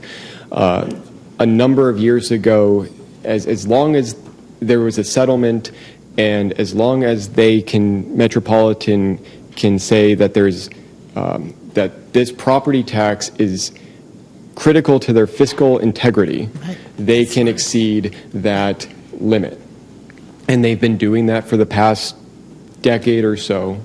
And this would just be to say, continue to increase it. It's still applicable to the state water project costs, but it is the reason this lever hasn't been pulled in the past is because there's differing opinions on whether that's appropriate or with the spirit of what was intended originally. And so this is just Metropolitan's fix for that situation at the moment. But they have to have that fiscal integrity clause. Right. So continuing this thought process that it stops a decrease. So we have, let's say it's $50. And so the first year was $5 should have come off. It didn't come off, so it's still $50. The next year should have been another $5. But it's still $50 because they have to vote on it each year, as I recall, right? So now everybody says everything's good. Suddenly we're selling water out of eardrums, and we don't need to do this anymore. And we've now gone 5 years. So that's $25 that did not come off the property tax, right? So that next year, there would have been another 5, so now we're at 30 that should be coming off. So is it now $30 then that doesn't go to Met through the property tax, or is it $5 that doesn't go and they keep moving downward and pick up year by year? And I've asked that question before, not here, and I actually haven't gotten an answer. And so I don't know that you have the answer, but I think that's important to know so that in looking at the AV, is it suddenly, let's say in 27, they vote not to do it anymore? What does that mean as far as that $50 now that should be $20? And does what happens automatically, or does it happen otherwise? And maybe you do know the answer, but so far I haven't been able to get one. I do not know the answer. If they continue to apply it the way without the fiscal integrity, the rate would almost be nothing at this point because the bond has been paid off. So it's a question of, it's a good one, and I think something to maybe the Met delegates in terms of if we no longer have fiscal integrity clause and we don't need to ring that, what happens to that of the AV? And I do not know the answer to that. And I know that one of the concerns every year when this has been presented has been, well, there may be a rolling impact, so we got to keep doing it because if we have the rolling impact, now that's our fiscal integrity problem, right? Okay, thank you. Thank you, Mr. Chairman. Director Scalzetti. Thank you. Some of my questions have been addressed, but I did have one on the days on cash on hand. Obviously, we're below our board policy on that, and we have that large $92 million payment next month. Is there a projection to get back to our board policy, or are we going to have to change that at all? And or brings me to my next question about our rating. So these will be the scenarios and the options that we present to the board next month in terms of how do we get back in within those board policies. That's going to be a challenge. Right now, rate increases are necessary in order to cover the costs and the increases that we see coming from those external factors. So those are the exact conversations we want to have with the board next month in the finance planning work group next month of just how do we balance this situation. So would you, in some of those scenarios, is it going to be a scenario over a number of years, and or is it going to hurt our bond rating? I mean, obviously, I think we're at a AAA now, right? And are we okay with getting hit or changing? I mean, it seems like we do a lot of things by the rating. And I mean, I'll be honest with the board. We're at risk of a downgrade. But we are at AAA, though, right? But AAA with one agency, S&P, AA with Moody's and Fitch. And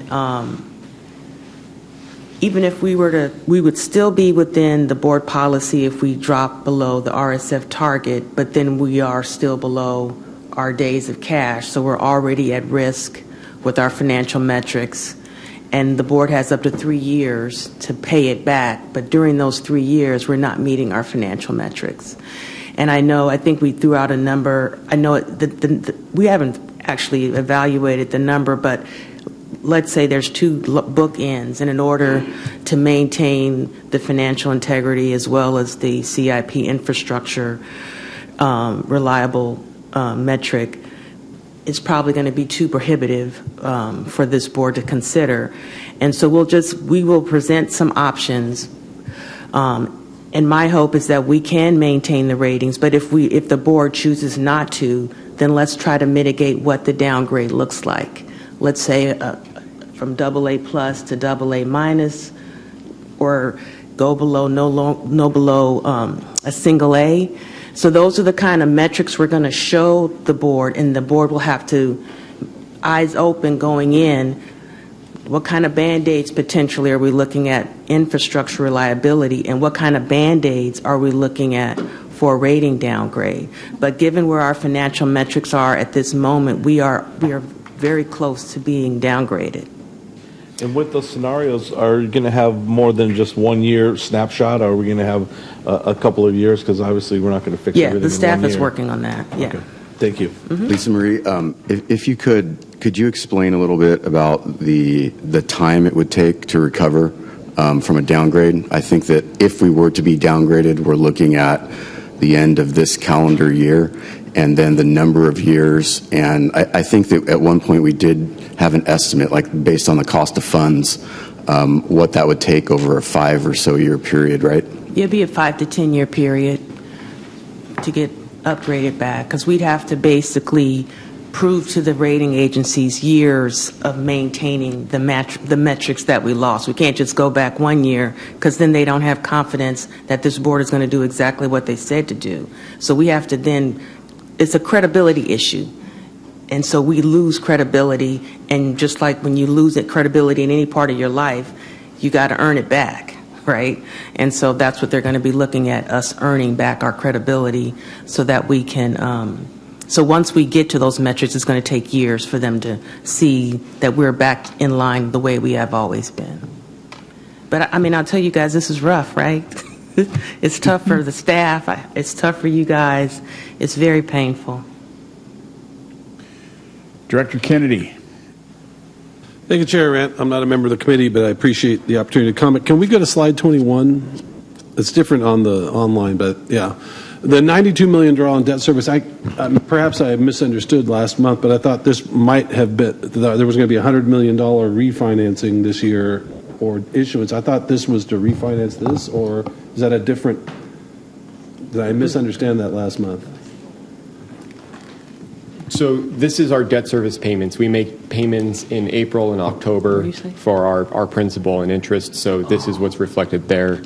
I'm not sure what you're referencing from last month. I guess last month we were... You're referencing the letter of credit. Yeah, okay. Yeah. So that's not this, so there's no way to avoid that one.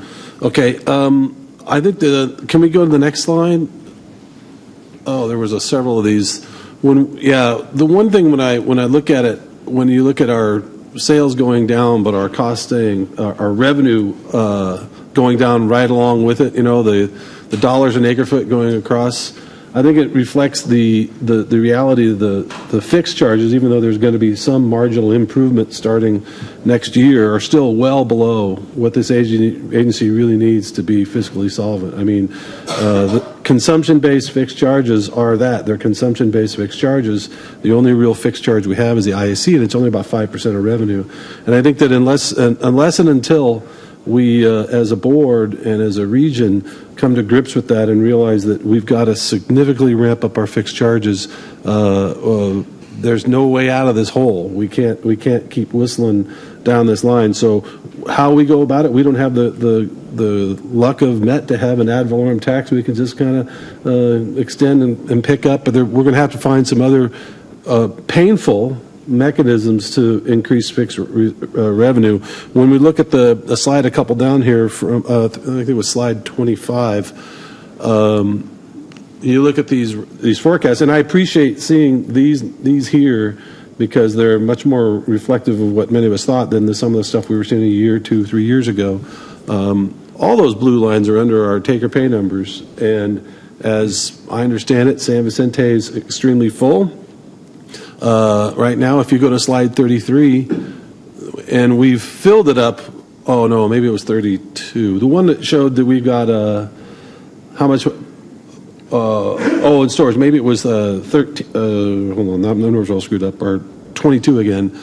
The $35 million we've got in storage that we had to buy is now equal to about the revenue shortfall. And so we're sitting on water that now, as we go forward this year, if we're short again, we don't have anywhere to put it. It gets worse because we're going to lose some of our canal lining water first. So I think I wish Godspeed to the general manager to find places to put people to get some of that water to, but the time is coming real quick. And so I appreciate, though, seeing the numbers in a more realistic format. And so thank you. Those are my comments. Director McMillan. Thank you, Chair. Not on your committee, but I had a couple of questions for Director of Finance Harrison. I do appreciate you looking and talking about bond ratings. I am of the belief reserves with most agencies seem to have a dead pool amount that they think they can't go below, but you actually can. I mean, it's called a reserve for a reason. So I appreciate that, your discussion of that, and we have to look at that seriously. I mean, people say, well, it'll cost them more in the future, but, you know, if you're starving to death today, you're going to use your last dollar to buy food, I mean, even if you have to borrow it. So we have to look at that. And I understand the long-range melding of rates also. But back to Director Steiner's question, if I could, Pierce. I thought that Met was talking about somewhat of a 50% increase of AV tax or 300, and it sounded like it would go over that $50 that she was talking about. Can they go over the 50, or does that require a vote of the people? They have a legal opinion from their general counsel that says, given the legal or the case law that they have, that they can do not just the bonds themselves, but all costs associated with the State Water Project. And so they feel that they can collect up to $600 million a year on that charge. Yeah, that's what I thought was being sent, and I thought that Director Steiner sort of had a bridge on it. I mean, I am certainly personally a proponent of the water tax base. Some people worry about it, but you know, your land isn't worth anything without water, and people will say, yeah, I know, but the downtown people have to pay more then, but their land would depreciate a lot more if they didn't have water for their buildings. So it's an interesting concept, and I would hope our Met directors would push that concept, because it certainly helps the retail agencies. Director Quorum. Thank you for letting me speak. I'm not a member of this committee either, but I just have a question, maybe for Lisa Marie. I get concerned about the bond ratings also, and thank you for the great presentation. I'm curious, with the situation that we're in right now, does voting for these higher rate increases that are needed protect us from this decrease in bond rating that we're facing? It will help. It just depends on how high we want to raise rates. Thank you. Yeah, you could raise the rate 30%. Okay. I have no additional speakers, and gee, this is just the preliminary stuff. Wow. So I'll take advantage of being the chair here. Again, we're going to be looking at some short-term maneuvers to kind of mitigate the problem, but these problems are long-term. These issues are long-term. Our infrastructure, health, and reliability is a long-term issue. Yeah, we can do some things today, and our staff we've done some things over the last couple cycles to short-term fixes to mitigate. But we're still going to face the long-term issues, both at Metropolitan and here. And then, yeah, we still have some liquidity, but once we spend all that, where do we go? Well, we raise rates. So I guess I would thank Pierce for a really sober, honest, realistic presentation to really make us face what we are facing as a wholesale water agency. Same things we're all facing at the retail level. And I appreciate that. It's a hard presentation to make. It's tough to listen to it. But it's a good start, and I'm looking forward to being chair of this committee over the next few months. I do have an opportunity to be hospitalized again, so Pierce, thank you very much. Under information, we have the news. And on financial activities, that's on page 88 of your board package. And then the board calendar on page 98. We have no closed session, and we are adjourned. Thank you very much.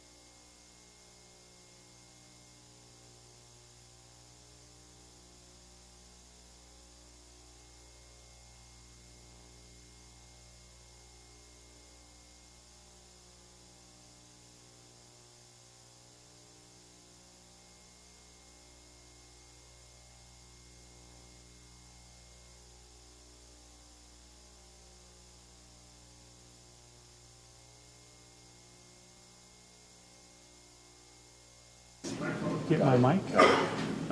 Thank you. Good morning and welcome to the Water Planning Environmental Committee meeting for March 28, 2024.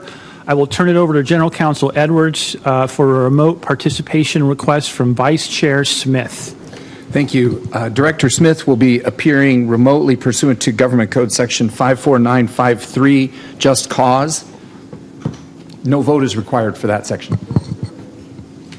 Okay, as we discuss items on the agenda today, I will be calling on directors who raise their hands to speak. Please limit your comments to matters not already addressed and state all your points when you have a chance to speak so we can move through the agenda efficiently. Suzanne, can we please call the roll? Chair Heidemann. Here. Vice Chair Macedo is absent. Vice Chair Smith. Here. Directors Bays, Here. Ellatharp, Here. Hurst, Present. Kennedy, Leahy, here. Lyons, here. McMillan, Yes. Queerum, here. Vespy, Here. Whitburn, Supervisor Desmond. Chair Heidemann, you have a quorum of the committee. Thank you, Suzanne. I don't have any additions to the agenda, and at this time I'd like to ask if there are any members of the public wishing to comment on any item listed on the Water Planning and Environmental Committee agenda. If there are public speakers in the Zoom waiting room, please raise your hand through the Zoom app or press star 9 if you are listening by phone. I see none. Thank you. Before I get to the chair's report, I'd like to share some really exciting news. Vice Chair Macedo is not with us today because he is hanging out with his newborn son, Valentin Macedo III. So please, if you see him or hear from him, please extend your congratulations because nothing better than a great father. So anyway, we'll move on to the chair's report. The San Diego Integrated Regional Water Management, or IRWM, Summit was held on February 29th. The summit celebrated the accomplishments achieved by the San Diego IRWM program and developed options for future collaboration. A keynote address on resiliency was provided by Vice Chair of the State Water Resources Control Board, Doreen D. Adamo. That was followed by a panel discussion with tribal and underrepresented members of the IRWM Regional Advisory Committee. Also during the event, attendees provided insight and ideas on how to improve the San Diego IRWM program moving forward. Do any directors have any comments? I'm not seeing any. There are no items on the consent calendar this month. So we have two presentation items today. Up first, Elizabeth Lovestead will present an update on the state water use efficiency standards. Take it away, Elizabeth. Thank you. Good morning. I'm Elizabeth Lovestead, Water Resources Manager, and I'm going to give you an update on the long-term water use efficiency standards. Just as a reminder, back in 2016, then Governor Brown signed an executive order first identifying conservation as a California way of life as one of the goals for the state. In 2018, legislation was adopted that put out a framework to implement that executive order. And we've been working since then to develop the regulations that come out of that framework.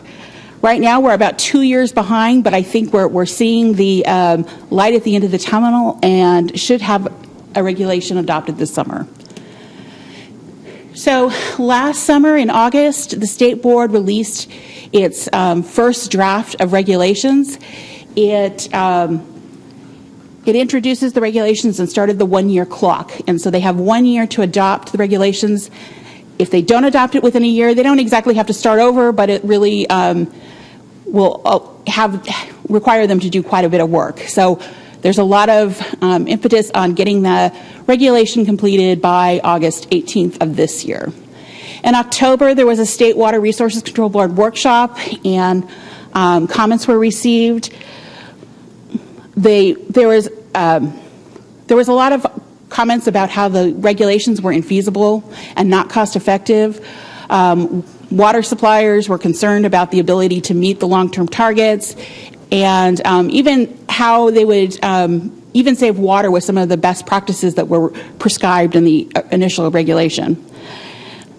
Those comments were supported in a report that was released by the Legislative Analyst Office in January of 2024, really echoing how the legislation was ambitious. It went beyond what was, the regulation proposed was ambitious and went beyond what was required in the legislation, and supported that it was not cost effective and may not be feasible to implement. The water use efficiency standards are based on a budget. For the most part, there's a budget for indoor and outdoor residential use and outdoor residential use for meters with dedicated landscape meters. It accounts for climate and weather patterns, and so every year you'll have a different budget depending on what the weather was that year, how much it rained, what your ET factors are. It's really a complex regulation. In addition to the budget that's given for indoor and outdoor use for residential and CII landscaping, there's also targets for water loss and a bonus incentive for potable reuse. There are also commercial, industrial, institutional best practices that are included in the regulation. And so those are non-quantifiable targets, but a list of things that the State Board is going to require every agency to do. One of the things that has come out since the release of the most recent standard is that there are some agencies that don't have to do anything, that a lot of them are meeting their target already. Even agencies that have met their water use efficiency budget will still have to do a significant amount of reporting and will still have to do CII measures. And so there is no agency within the state that's going to be able to do nothing. Some of the changes that were released in this month were an additional 5 years for meeting the outdoor water use factors. Both indoor and outdoors water use have factors in their budget that decrease over time. This new proposal will allow 5 more years for water agencies to meet that target for outdoor use. Indoor use has already been set by legislation. These shrinking budgets, this gives time for water suppliers to meet shrinking budgets over time. There were also higher factors for what were called special landscape areas. So basically anywhere where there's going to be recreational uses of turf, like schools or parks. Residential pools and spas were included, and then areas irrigated with recycled water.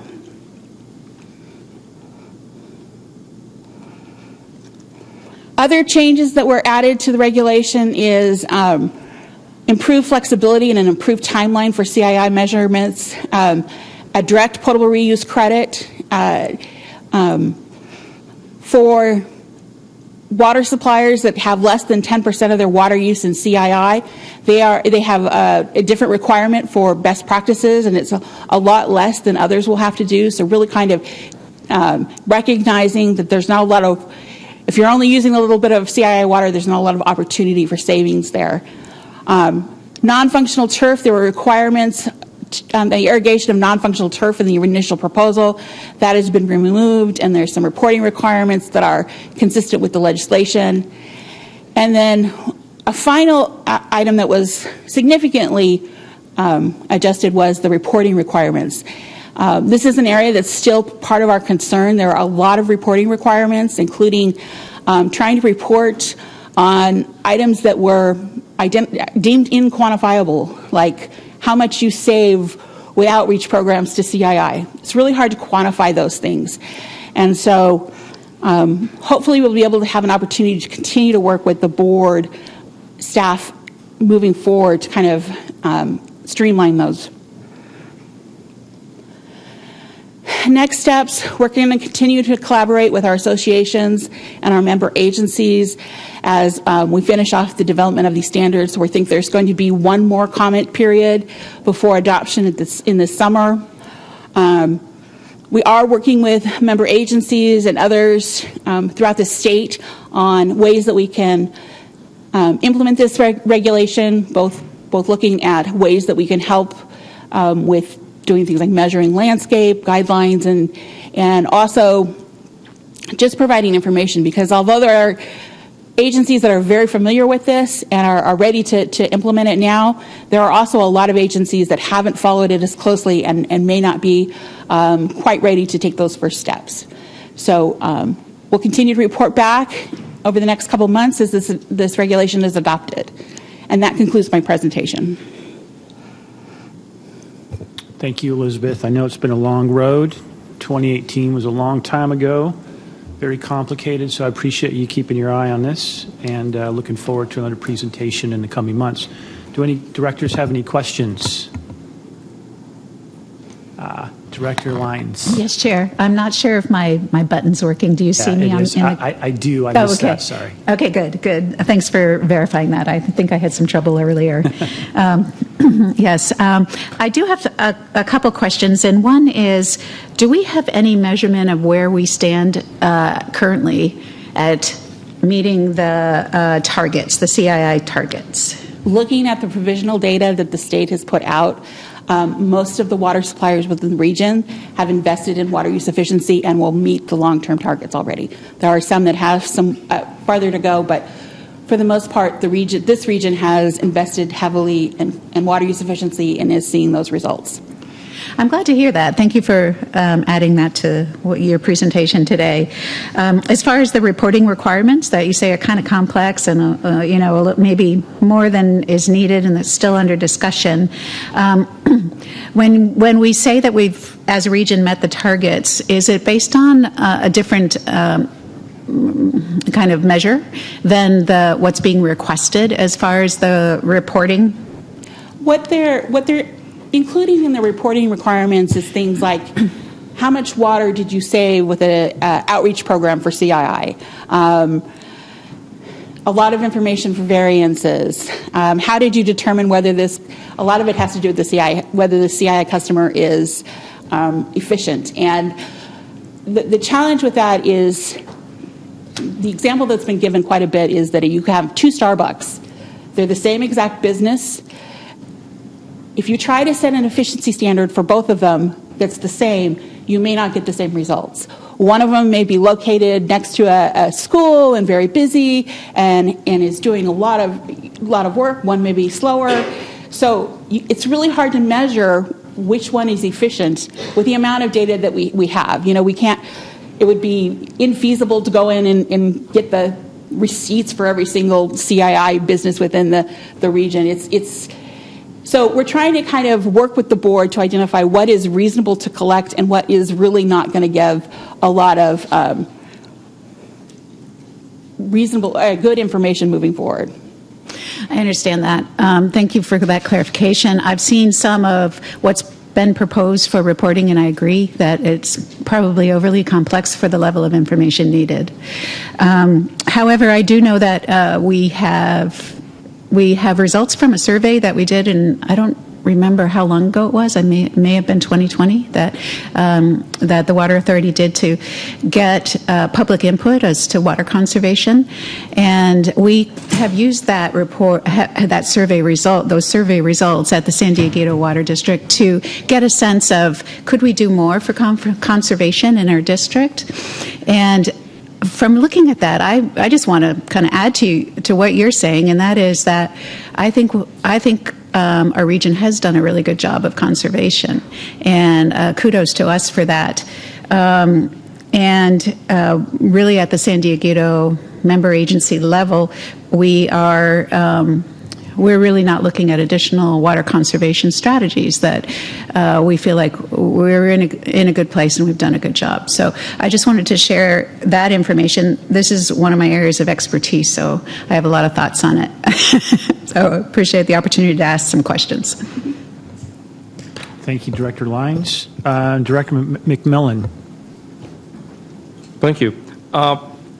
There was a big article the other day that basically everything's been pushed back 3 years. Is that true?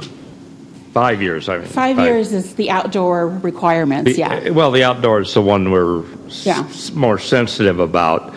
And what is your feeling? Are we going to end up with a water budget or not because of that? Everyone will have a water budget. Everybody will. It's just a matter of, again, the factors for the water budget decrease over time. It's when those factors kick in. And so are they going to kick in 2030 or 2035 and 2040? And by everyone, do you mean our retail users or the agencies? Agencies, all water suppliers. And the budget is always at the water supplier level. It's not at the customer level. Okay, so as an agency, I mean, we have discussions in the boardroom, should we go to water budgets, the cost, and the other things? What are we going to need to, is your feeling? Again, it's going to be up to every single individual agency. And it's really going to depend on where you are in terms of your target. And so that is one strategy that an agency could use if they're above their budget to kind of reel in water use. But I mean, the 5-year pushback, I think, was, very good for us as a retail agency. Yeah. I was interested. So they got that much feedback and static that they pushed it back. Yes. Great, thanks. Thanks, Director McMillan. Director Arant. Thank you. I appreciate the work that our Water Authority staff has done on this, along with representatives from many agencies in this region in Southern California. I still have a couple of issues. The LAO report estimates that there was an independent economic analysis that indicates that this implementation of these regulations will cost between $13 and $15 billion. So those who are wringing their hands over affordability, I wonder how you resolve that issue. And with that $15 billion investment, we're going to save 300,000 acre-feet of water. I don't think that's cost effective. The other thing is that some of the provisions still in the regulation are not supported by the statute. The statute provides for a water allocation for irrigable but not irrigated lands. There are no limitations on that. You're supposed to be allocated water for that. But somehow the state board is going to continue to try to limit the amount of water and for the length of time that we can claim I&I usage. And then finally, typically state regulations are supposed to be achievable. In the area of outside water use, the ultimate standard is 0.55 ETF. Now, that is, if those familiar with MWELO, I don't know what that stands for. It's a conservation Model design. Water Efficient Landscape That's Ordinance. a design factor. So everybody designs their new landscaping for a 0.55 ETF factor. And so statistics show that typically most people are operating 0.6 to 7 actually operating those systems.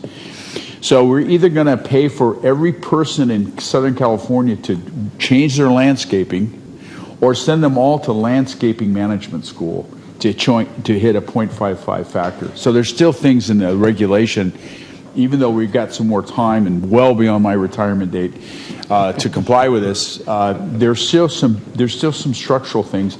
And if you think we have water supply delivery issues today, you just wait. You're going to see more and more of this as we move forward. And as far as conservation goes, enough already. Thank you. Thanks, Director Arant. Director Lyons, did your hand go back up? Yeah, I just wanted to ask a clarifying question. Does this new policy apply to existing landscapes or just new? Existing and new. Okay, thank you.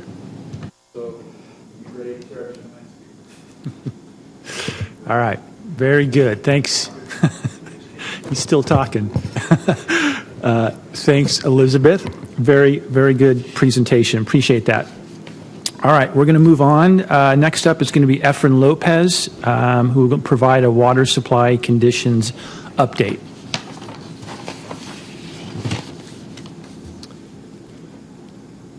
Okay, Good morning. I think it's still morning. Chair Heidemann and members of the committee and board. I'm Efren Lopez, Senior Water Resources Specialist, and today's presentation provide you with an update on the water supply conditions for water year 24. We are just a few days away from April 1st, which is considered the peak of the snowpack. And winter 23-24, it's really ended up generally being warmer and rainier than average across the western U.S., and we're going to see how that's doing in the next few slides. I'll start with the snowpack surveys. DWR has conducted 3 snow surveys this water year. The most recent survey showed 47.5 inches of snow depth, and it was 77% of average conditions. The next survey is scheduled for Tuesday, April 2nd. A lot has changed since that end of February snow survey. This slide highlights the Northern Sierra snowpack.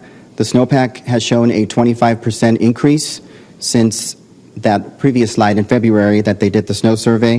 Highlighted here in red is water year 24 and the snowpack levels for the Northern Sierra. They're currently at 115% of normal with 33 inches of snow water equivalent.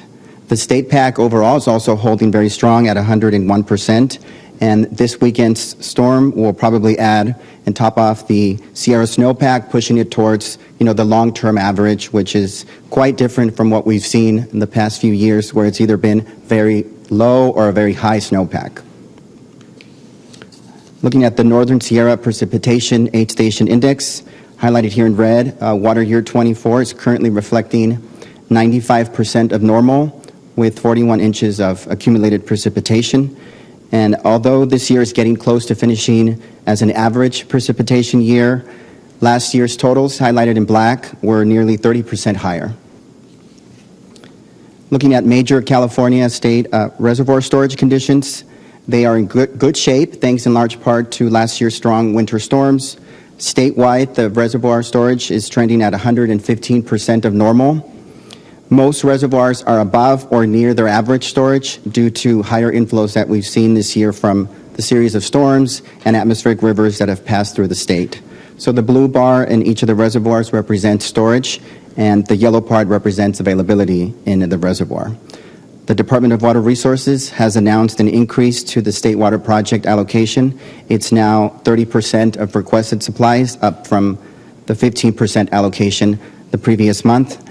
It's important to note that this new updated allocation of 30% only accounts for hydrology conditions up until March 1st, so it doesn't take into account all of the March storms.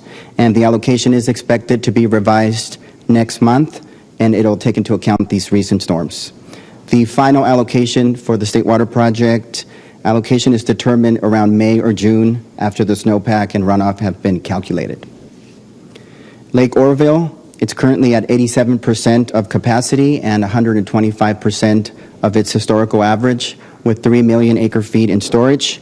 The current water year is represented on the red line, and you can see it's trending higher than it did last year due to that retention of water from last year's precipitation events.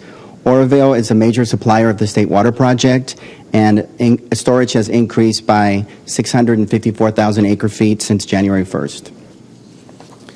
Looking at conditions in the Colorado River Basin, precipitation in the basin is at 105% of normal, and the snowpack is 111% of normal conditions. Lake Mead is 37% full with 9.6 million acre-feet in storage, and Powell is 33% full with 7.7 million acre-feet in storage.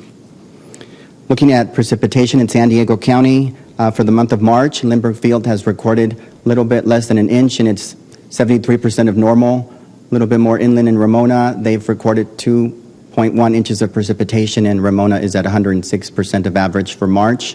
For the water year to date, Lindbergh Field has recorded 10.5 inches of precipitation, and Lindbergh Field is at 126% of its historical average. And Ramona is at 12.65 inches of precipitation, and it's at 100% of average. Looking ahead, the NOAA Climate Prediction Center's for precipitation outlook for the next 2 weeks indicates a 60% chance of above normal precipitation towards the end of March and the beginning of April, with Southern California having the strongest chances of above average precipitation for this time of year. There is a series of weak to moderate storms that will be impacting California for the next 10 days. The Climate Prediction Center's 8 to 12-day outlook for temperature indicates that we're going to be having below normal temperatures with a 50% chance for Southern California. Looking ahead, some of the models are indicating higher odds of California warming up quickly in May and in June this year, showing different odds than we had last year where we had a pretty wet spring. And finally, looking ahead, we are looking at possible La Nina conditions by the summer. On the graph, the red bars represent El Nino, and the gray bars represent the neutral conditions, neither La Nina or El Nino, and then the blue represents La Nina conditions. So on the left side of the graph, you can see the red bar represents the current El Nino conditions for February and March. And as we move into April, we'll transition into the ENSO neutral conditions, neither La Nina or El Nino. And then further to the right, we start to see more of the blue bars, and that represents the start of La Nina, transitioning into those La Nina conditions. And La Nina typically results in drier conditions for Southern California. And with that, that concludes my presentation. Thanks, Efren. Do we have any questions for Efren? Not seeing any. Thanks. We'll see you next month. Okay. We have no informational items today, and so David Edwards is going to lead us into closed session. Thank you. We will now adjourn into closed section pursuant to Government Code Section 54956.9 D2.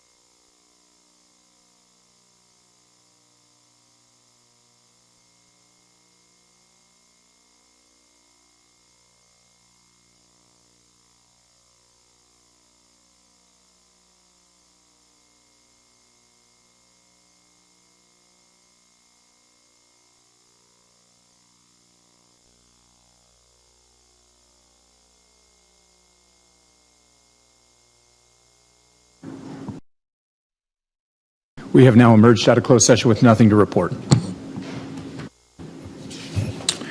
Okay, so we're going to mix things up a little bit.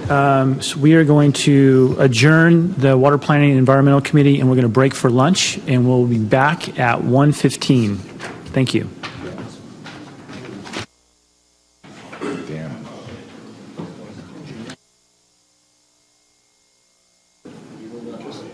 Yeah. We're gonna come back at 1 o'clock. 45 minutes for lunch.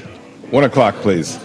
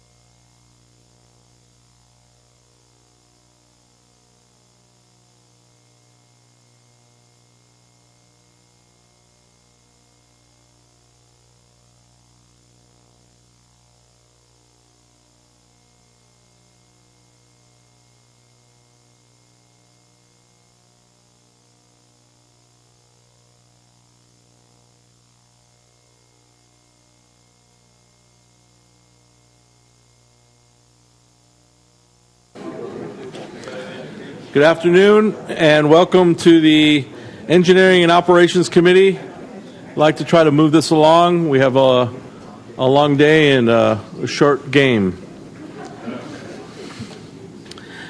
I'd like to call to order our March 2024 meeting of the Operations Committee. As we discuss items on today's agenda, I'll be calling on directors who push their speaker buttons. Please limit your comments to matters not already addressed and state all your points when you have a chance to speak so we can get through this rapidly. Can we get a roll call, please? Director Scalzetti, Director Smith is appearing remotely pursuant to Government Code Section 54953. Oh, okay. We have one director remote today. Thank you for that, Council Edwards. Now can we get a roll call? Chair Scalzetti. Here. Vice Chair Elefart. Here. Vice Chair Macedo is absent. Directors Abdullahi. Arant. Yes, here. Butkowitz. Present. Castaneda. Fong Sakai. Present. McMillan. Here. Miller. Here. Quaylen. Here. Smith. Here. Wiley. Supervisor Desmond. Chair Scalzetti, you have a quorum of the committee. Thank you very much for that. Looking at our agenda, is there any additions? There are none. All right, hearing none. Move to public comment. Is there any members of the public that wish to address the committee at this point? If there are public speakers in the Zoom waiting room, please raise your hand through the Zoom app or press star 9 if you're listening by phone. I see none. Okay, moving on to the chair's report. We would like to share that the local KPBS station aired a great story on March 19th, which focused on our infrastructure and asset management program and technology. Two of our very own staff members, Grace Sevilla and from Public Affairs and Martin Coghill from Operations and Maintenance, worked hand in hand with KPBS. They did a great job providing a look into some of our programs and innovative ways we asset and maintain our pipelines. We will now play a little segment so you guys can see the amazing job that our It takes a lot of pipelines to get water to all of San Diego County's nearly 3.5 million people.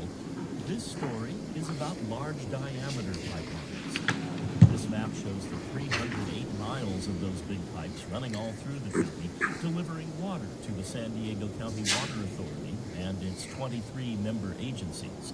So it's critical those pipelines are properly maintained. So these large diameter pipelines are known in the industry as transmission pipelines. So they're like your main arteries in your body. Sticking with the medical analogy, you might call Martin Coghill the lead physician when it comes to the health of this area's water transmission pipelines. His actual title is Operations and Maintenance Manager for Asset Management for the Water Authority. We met him off Sycamore Canyon Road in Poway within the Gooden Ranch Preserve. So there's visual, which is us climbing inside the pipelines and then also using video technology. Before heading to the area where the pipeline maintenance was happening, Coghill did a bit of show and tell, telling us the different ways he and his colleagues have of determining what shape the all-important transmission pipelines are in.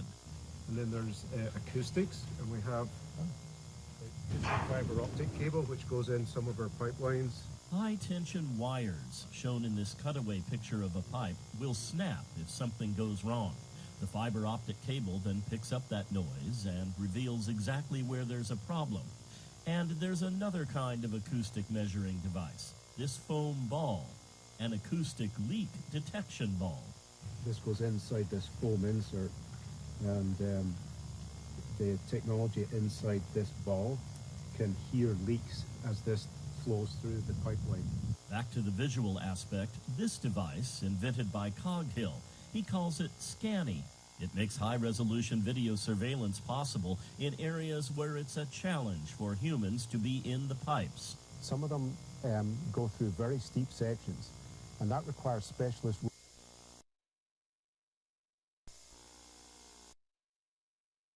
You get the surveillance without the danger.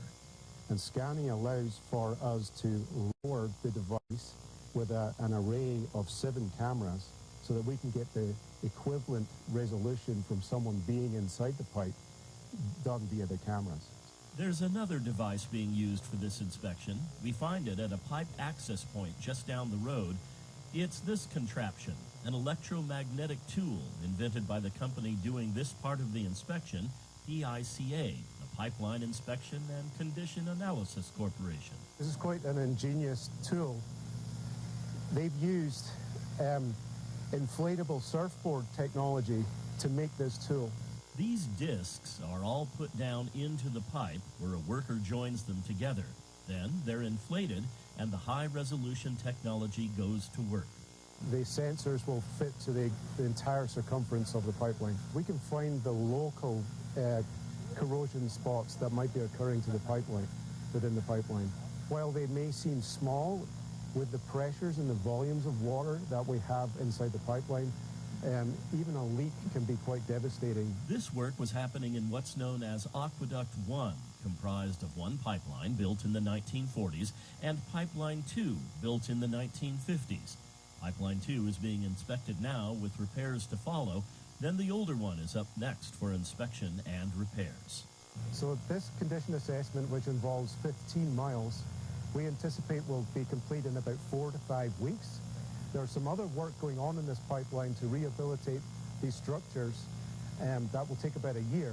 And so in a year's time, we will actually finish that rehabilitation work, and we'll switch the pipelines over. While we were shooting this story, Martin Coghill said something very interesting about this inspection, and that is that they wouldn't have been able to do it 10 years ago.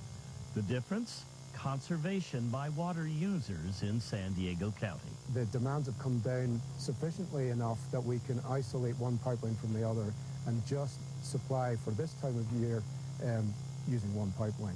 And so the work continues. The never-ending work of keeping the pipelines in good shape.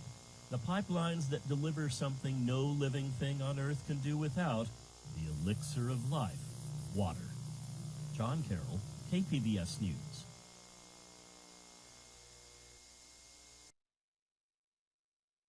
Okay, great job representing the Water Authority. Not only that, but being our ambassadors to our community out there, and let them know, what we do.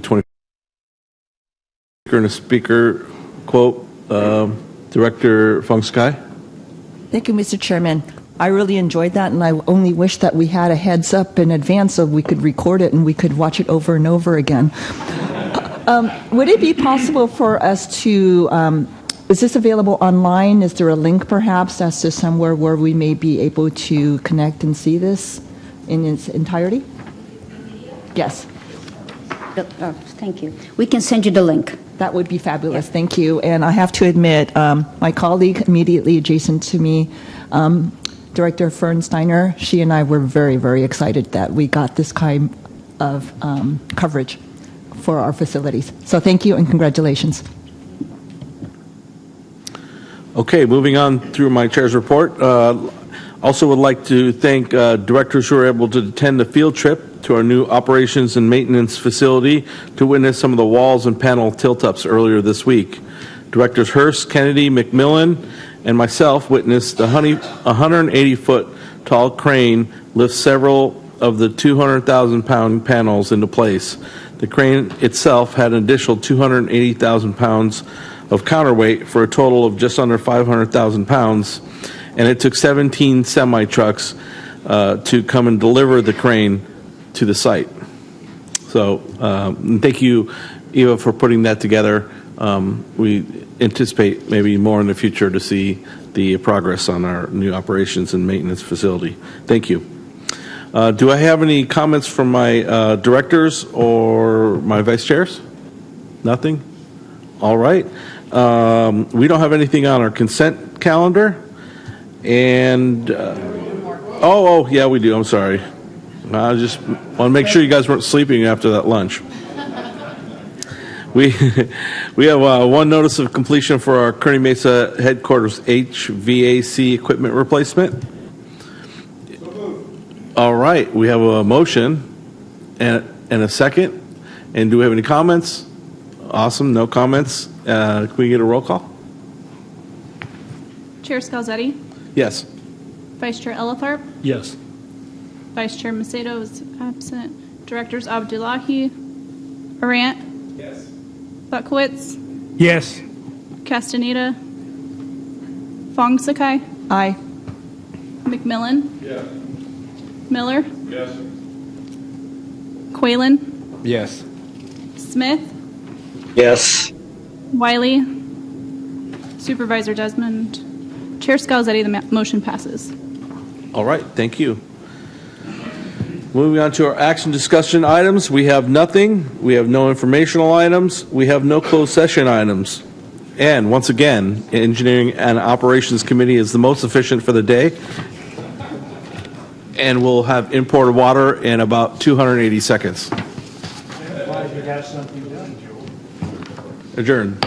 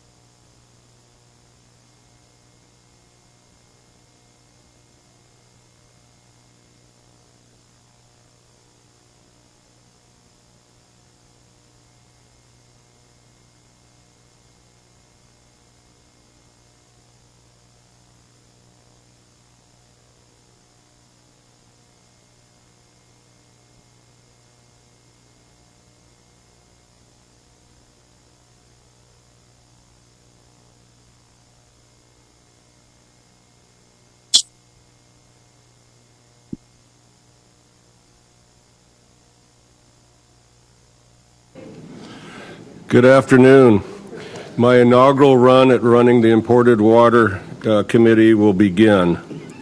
Good afternoon. I'm glad to have everybody here. I'm going to turn it over to General Counsel for any offline people. Yes, thank Or you. online. Director Croucher is appearing remotely pursuant to Government Code Section 54953, and we will, an emergency circumstance, and we will need a verbal vote of the board to accept that. All those in favor, say aye. Yes. We're going to vote. We need a vote of the full board, so We can do the full board or just the committee? Committee. Sorry, that's Okay, what I meant. Go ahead with the roll call. A roll call vote? Yes.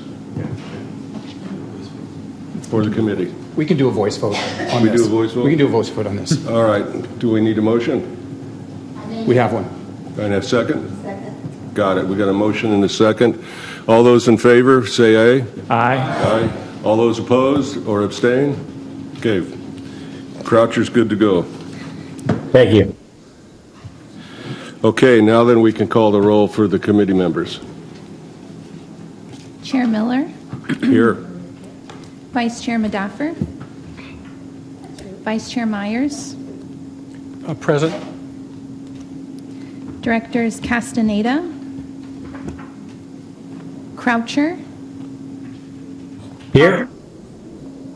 Fong Sakai, Present. Heidemann, Here. Hogan, Here. Katz, Here. Kennedy, Querum, Scalzitti, Here. Serrano, Steiner. Here. Chair Miller, you have a quorum of the committee. Thank you, Suzanne. I do not have any additions to the agenda.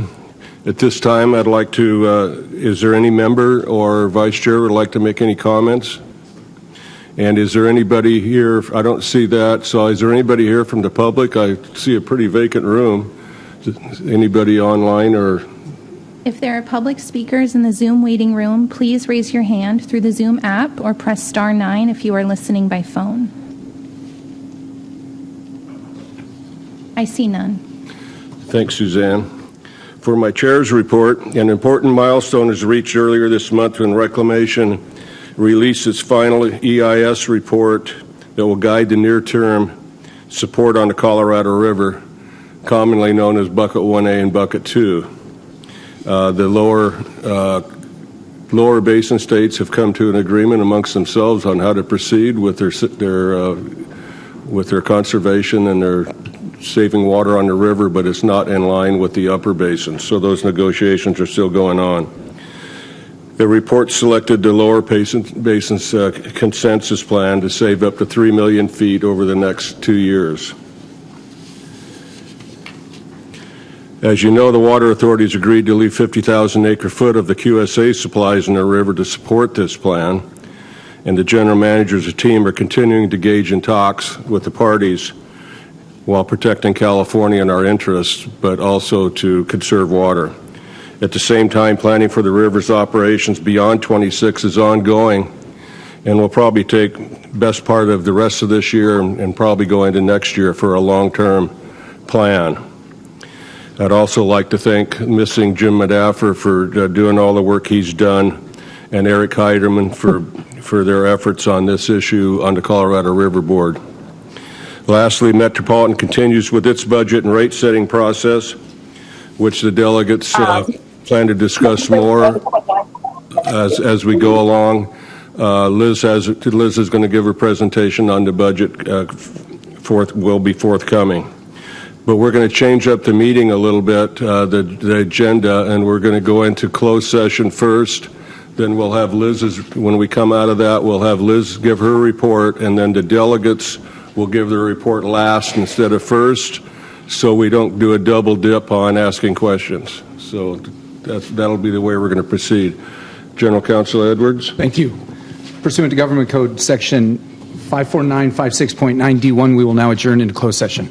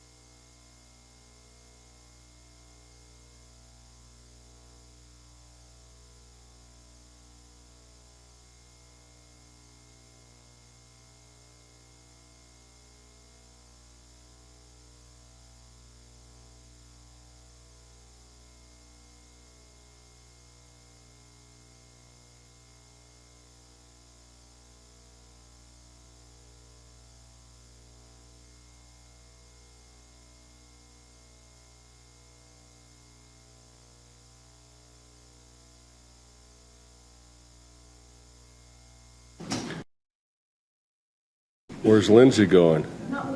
Okay. We have emerged out of closed session with nothing to report. Okay. Yeah, that's fine. I was done.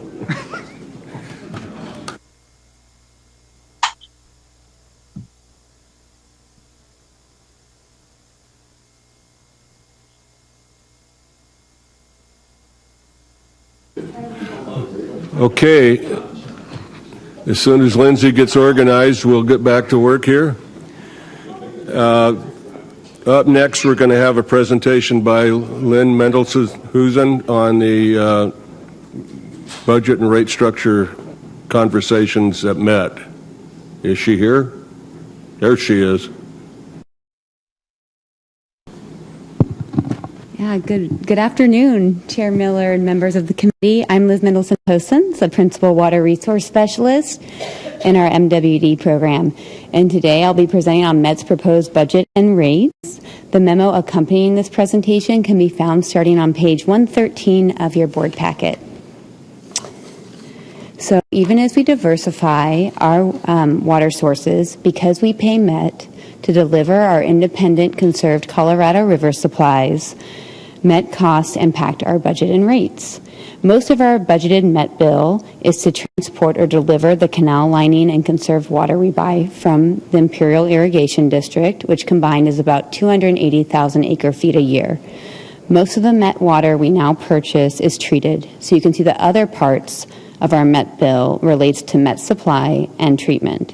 This chart reflects our current adopted budget and serves for illustrative purposes only. More than of our adopted two-year budget costs are driven by Metropolitan. And so this all goes to say that Met's rates have an impact on the Water Authority's budget and rates. To frame the 2025 and 2026 budget and rate discussion, I'd like to provide some background, some context from Met's last budget and rate setting cycle and its current financial condition. So Met's budget and rate setting process is similar to the Water Authority's, but also different. So like the Water Authority, Metropolitan adopts a two-year budget, but unlike the Water Authority, it adopts two-year rates rather than one-year rates at a time. During Met's last budget and rate setting process for 2023 and 2024, the board adopted an option that was presented on the day it took its action to adopt the budget. This option lowered rates from what were originally proposed by staff, which were 8% for both fiscal years calendar years 2023 and 2024.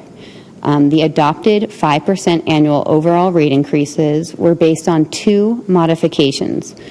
One, Met reduced its two-year O&M budget by $40 million, or about 3%, and Met has accomplished this. It's lived within this reduced budget, and in fiscal year 2023, its O&M expenditures actually came in about $30 million below budget, and Met is forecasting to be on budget this year.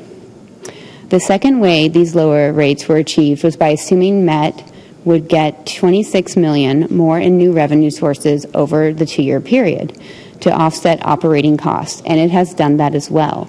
And it's actually brought in more than double that amount in new revenues. So in fiscal year 2023, it sold surplus property and received $5 million more than it had anticipated, and for this fiscal year, it plans to offset Pure Water costs with $23 million in grant funds, and it also has secured $41 million from the Federal Inflation Reduction Act. So Met has demonstrated that it can contain costs and secure new revenues, funds, even beyond what was included in the current biannual budget. But it is facing significant revenue shortfalls, hundreds of millions of dollars, and this is because, like all water agencies, its water sales are down significantly. So in 2023, water sales were down by about 14%, and 2024, they're tracking about 21% below budget. And because Met sets its rates every 2 years, it's not really able to correct course. So Met staff has been just recently starting to take measures to contain O&M costs. Had Met adopted the higher rates that the staff had proposed, it still would not have collected enough revenues to mitigate these shortfalls that they're experiencing that are driven by the lower water sales. So this is the backdrop under which Met is considering its new two-year budget and rates. Here is Met's budget and rate setting schedule. It's condensed with Met adopting budget and rates about 2.5 months after receiving the proposed budget and rates.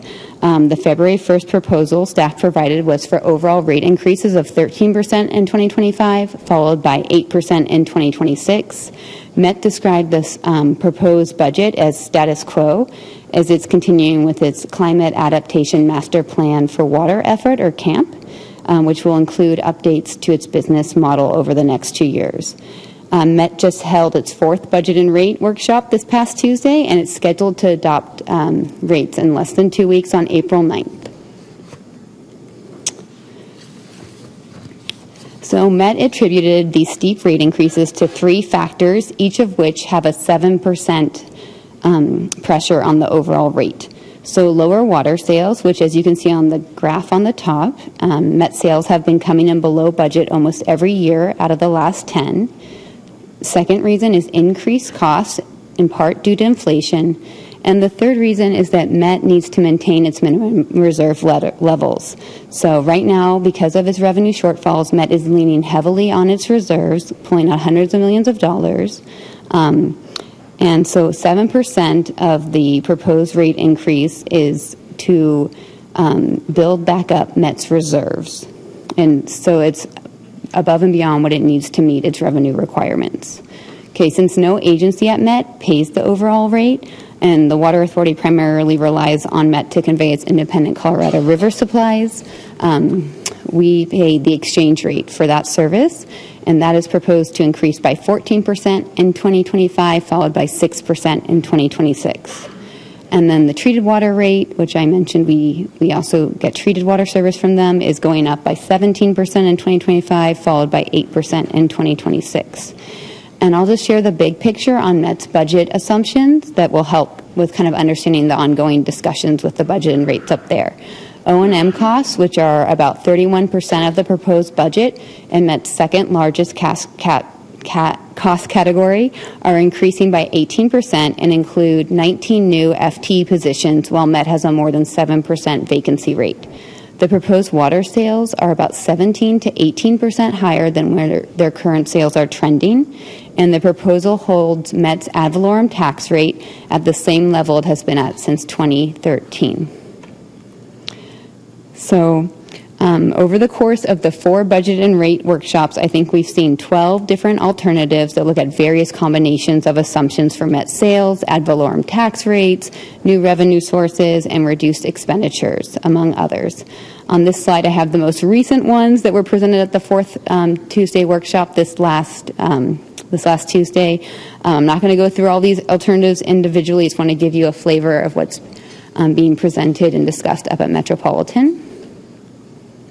So during the 4th workshop, Met staff asked the board to narrow down options so staff can conduct cost of service analysis to bring for its consideration in April. These are our best understanding of the options coming out of the workshop. All these options agreed to a lower sales assumption that reduced annual sales by 100,000 acre feet. And also, they all incorporate General Manager Hodge Khalil's offer to reduce O&M costs by $36 million over the 2-year budget, and that's about 2.6% of Met's proposed O&M budget and less than 1% of its total budget. There is a range for the ad valorem property tax options that's being explored. We also understand that an option will include $120 million over the 2 years in new additional revenues over that General Manager Hodge Khalil has offered.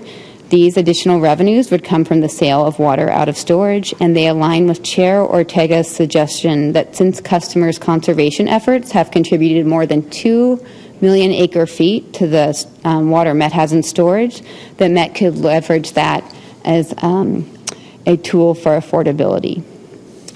As I mentioned last time, Met received the budget and rate proposal that it ultimately adopted the day it took that action. So there definitely could be further shifts and other alternatives coming out. As part of its budget, Met adopts a 10-year rate forecast. And I just want to point out that although the proposed 2-year rate increases do not factor in Pure Water Southern California, Met's large-scale recycled water programs implementation, you can see that Pure Water's inclusion in the 10-year rate forecast has impacts on the projected overall rate increase. And when the program is excluded, there are significantly lower rate increases starting in 2027. So this suggests that the 2-year rates intend to help navigate Met's current financial predicament, which is largely driven by reduced water sales. And if Met continued with a status quo approach up there and did not make any investments in large-scale supply reliability and climate adaptation projects, it would not need the high rates that it was forecasting further out in the 10-year forecast. What new projects Met would invest in to ensure future supply reliability and resiliency is going to be determined as part of the ongoing CAMP process. And with the reduced sales trend, it is hope that the Met Board would phase the implementation of any of these investments to kind of match the needs for them. Met will be updating its business plan also as it continues in its CAMP process, which will look at increasing fixed revenue. For this reason, the delegates have requested that Met provide a forecast without Pure Water included for the budget and rate options, so it can be used as sort of a baseline in the CAMP for Water process, as Met considers tens of billions of dollars in potential supply reliability and climate adaptation projects, including the full-scale implementation of Pure in those outer 7 years obscures the potential rate impacts of different investment levels that could be made under the CAMP process, and it could potentially presuppose which projects Met pursues. So Met is really dealing with two financial issues right now. One is short-term, with its sales being down and drawing heavily on reserves.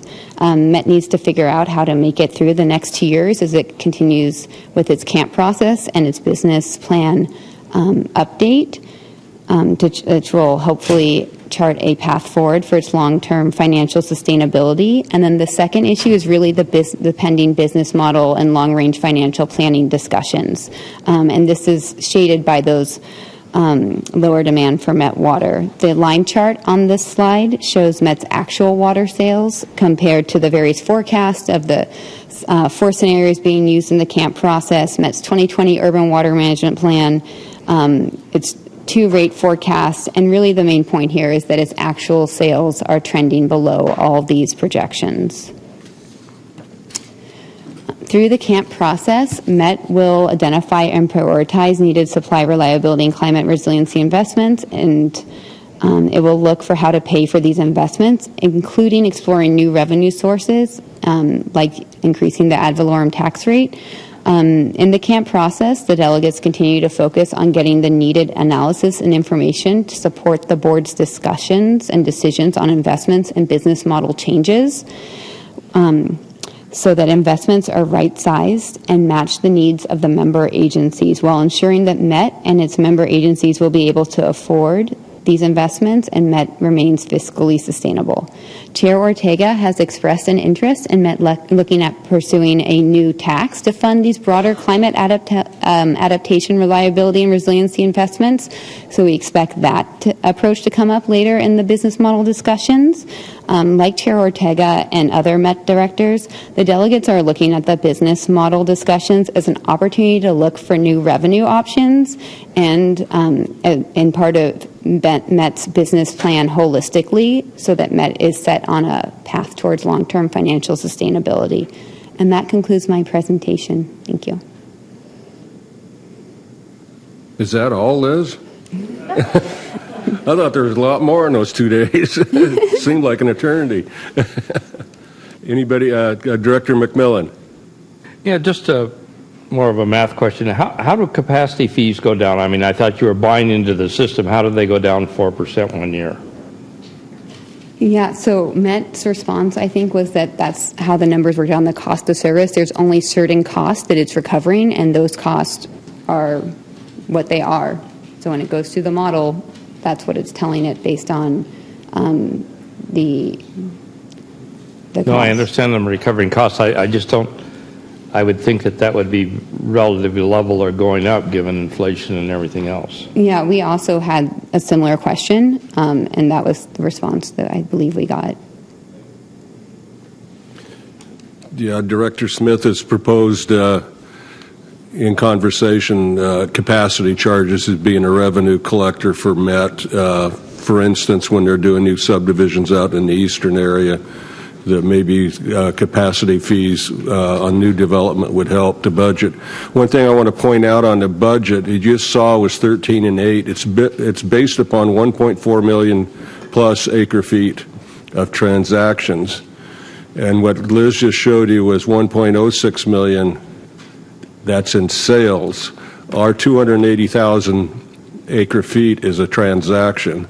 So when you take the 1.4 or 1.3, depending on which case you're looking at, you deduct the 280, and that's when you get down to a million, 1.06.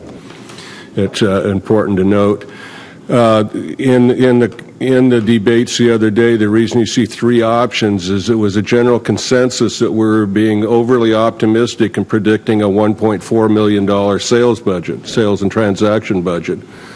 And what we didn't want to do is be overly optimistic and then 2 years from now go, oh, damn, we shouldn't have figured 1.4. It only should have been 1.25, and then we have another catastrophe. So it was a general consensus of the board to eliminate all the options that were 1.4 million acre feet sales projections and drop them by 100,000 acre feet to get more realistic and get closer. This year they're going to sell probably 950,000 acre feet of water, so that's about 50 to 100,000 foot less than what we think they're going to sell, and 200,000 acre foot less than what they started out with. If you take that 100,000 off of that chart that Liz showed you, that 13 and 8 is going to go up quite a bit because you just lost $100,000 acre feet of revenue. So what they've done is the three options are presented with the ad valorem tax rates. What would happen if you took the 1.34 and did these various tax rates, and if you took the O&M savings that you're hoping is an ongoing savings, not a one-time savings. We're thinking budget-wise they're going to be ongoing savings. Where would that put us in a rate increase? Optimistically, we're hoping one of those comes out where we got single-digit rate increases, but we don't know at this point. In the next meetings, they're going to bring that back to us, and we will see. Do we need to add, if we're going to go the AV rate, do we need to go to doubling it, tripling it, quadrupling it? And that's where we're going to go down that road. I have proposed cutting conservation, and I have proposed cutting the FTEs, the 19 that they want. I didn't get much traction with it. The lay of the land at Met is you have quite a few people that are on the environmental side of the scale, and conservation's a big deal to some of the board members. We all know that conservation was the way we've been going, and now we're hearing kind of like grousing a little bit that we need to change the word to efficiency, which would be okay. But conservation's a big reason why we have lower water sales, and when do you stop? And so I proposed, and some other people proposed, that we cut conservation, not only specifically in this time when we've got so much water, not ask people to go out and replant their yards, but just go mute on the subject and just say, let's just don't go out and spend $60 million telling people not to buy our product. If we go back into a drought, we'll reestablish that program and move on, and maybe we continue the programs, but we don't need to spend $20 million on ads. But anyhow, those are some of the proposals. We won't get a well, let me put it this way. The last budget, we went to bed at night and had a whole new budget the next morning that we approved. So anything can happen and probably will. But Director Steiner, you have a question. Yes. On the direction from Workshop 4 on the AV rate, the 0.035%, is the existing one, and then the 55 and the 99 are the ones where we can add more, per this legal opinion, we can add more to it, right? And then 120 million in likely new revenues. What are 120 million in likely new revenues? We understand that it's Met selling water out of storage. Okay, all right. Thank you. To expound on that, those could be construed as one-time sales, and there's a reluctance to put that into budget, and it probably won't be in the budget because a lot of this is contingent upon IRA money, and the IRA money makes almost all the cuts we're doing to preserve water on the river. The fallowing and IRA money make it possible. Director Fong Sakai. Thank you, Mr. Chairman. Does that sound good, Mr. Chairman? Thank you, Liz, for You your usually presentation. say something else when you refer to me. I just like to kind of reiterate what Director Miller and Liz have already said. We have gotten copies of many letters from our member agencies here as well as other member agencies with their input and their thoughts as to what should be in the next 2-year budget.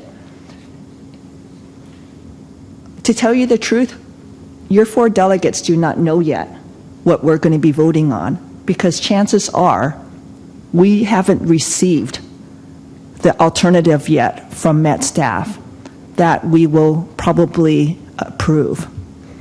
This is all in flux, and it's in flux on a minute-by-minute basis. So a letter that Director Arant sent to us, by the time it was received, was already a moot point because the chessboard had changed. And things were not the same as they were when he first wrote the letter. What we would like to know and to get input is, what type of parameters are you folks looking for?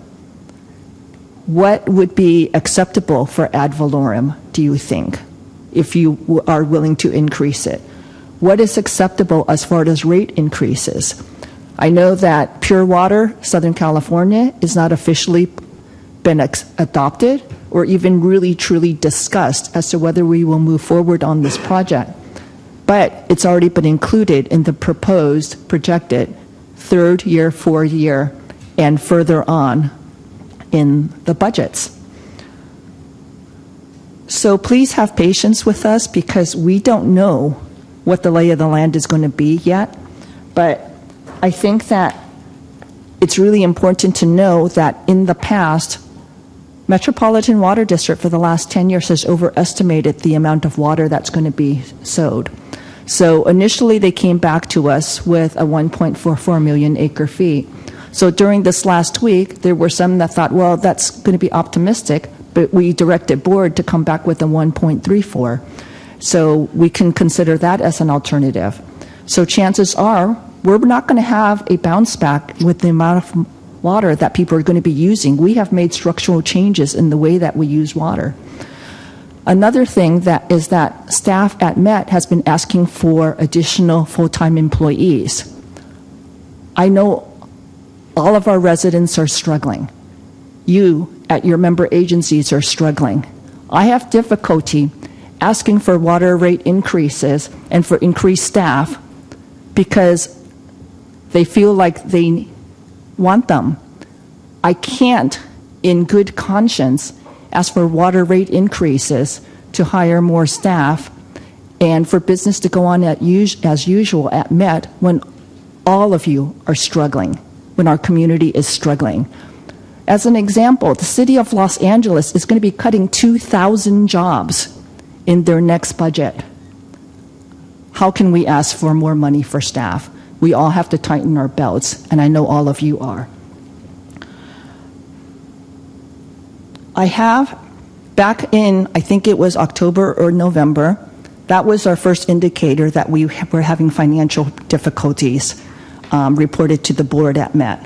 At that time, I asked our general manager to do an independent review, And during this week, I asked about the status of that independent review.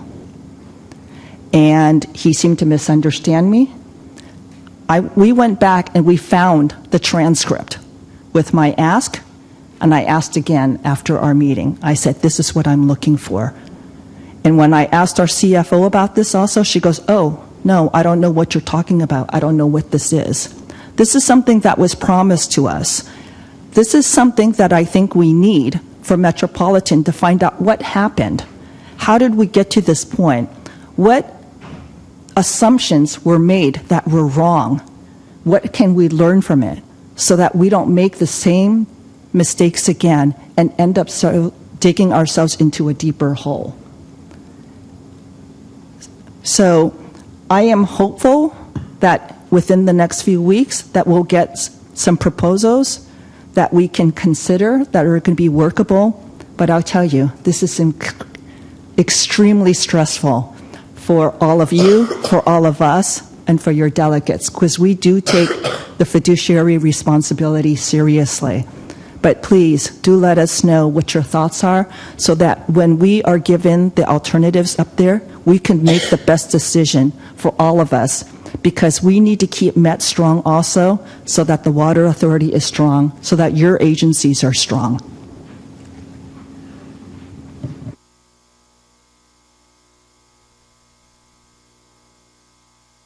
Director Arndt.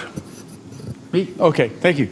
I don't know why this is a moot point, because all the points I discuss in here you just talked about, and they're still in play.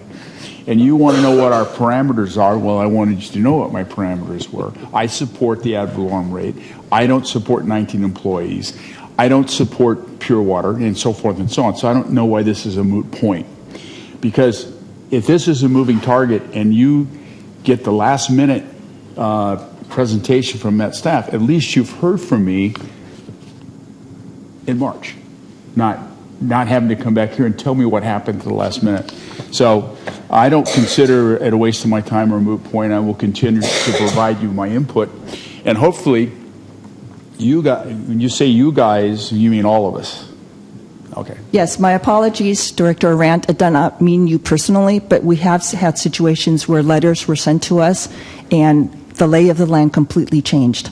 So not a personal comment, but like I said, everything is in flux. So are you saying you don't want input from the member agencies? No, not saying that at all. Oh, okay. We are wanting input, but please do understand that everything is changing all the time up there. Oh, I certainly understand that, but if you don't have a basis from which to proceed, then how do you proceed? And we do appreciate the input, and we are asking for that also. So you want another letter? Director Arndt, that's certainly your prerogative, if you would so like. Okay, let's move along. Anybody else have any questions on what you've heard so far? I think Director Fonseca kind of went into her comments from delegates. Director McMillan, you have something before I move on? Yeah, I would just say that Helix certainly would support the AV increases, at the 0.0140 level. Well, they're 0.0055, and they're looking at going up, I guess, doubling it to be 0.0104 or something. But yes, increasing it.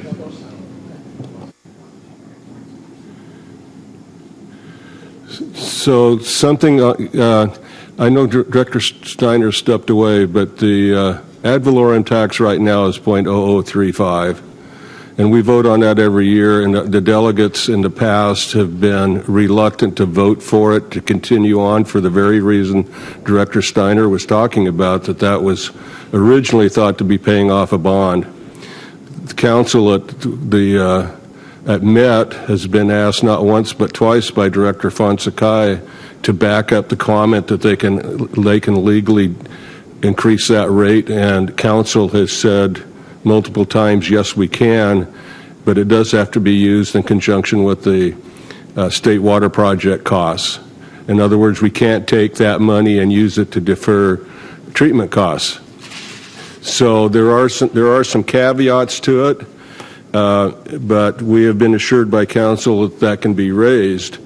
It's not something that we as delegates we haven't been beating that drum, but we have certainly been watching it in the hopes that they don't have to raise it too much as their solution. One of the solutions that came to mind the other day that I forgot to mention, and Liz did not mention, and it was floated that different areas could opt out of the ad valorem if they were uncomfortable and just pay the higher percentage in rates. So let's say they doubled the ad valorem and the increase dropped to 9 from 13. If we were uncomfortable with adding an ad valorem tax to our San Diego property owners, we could simply opt out and pay the 13% rate increase.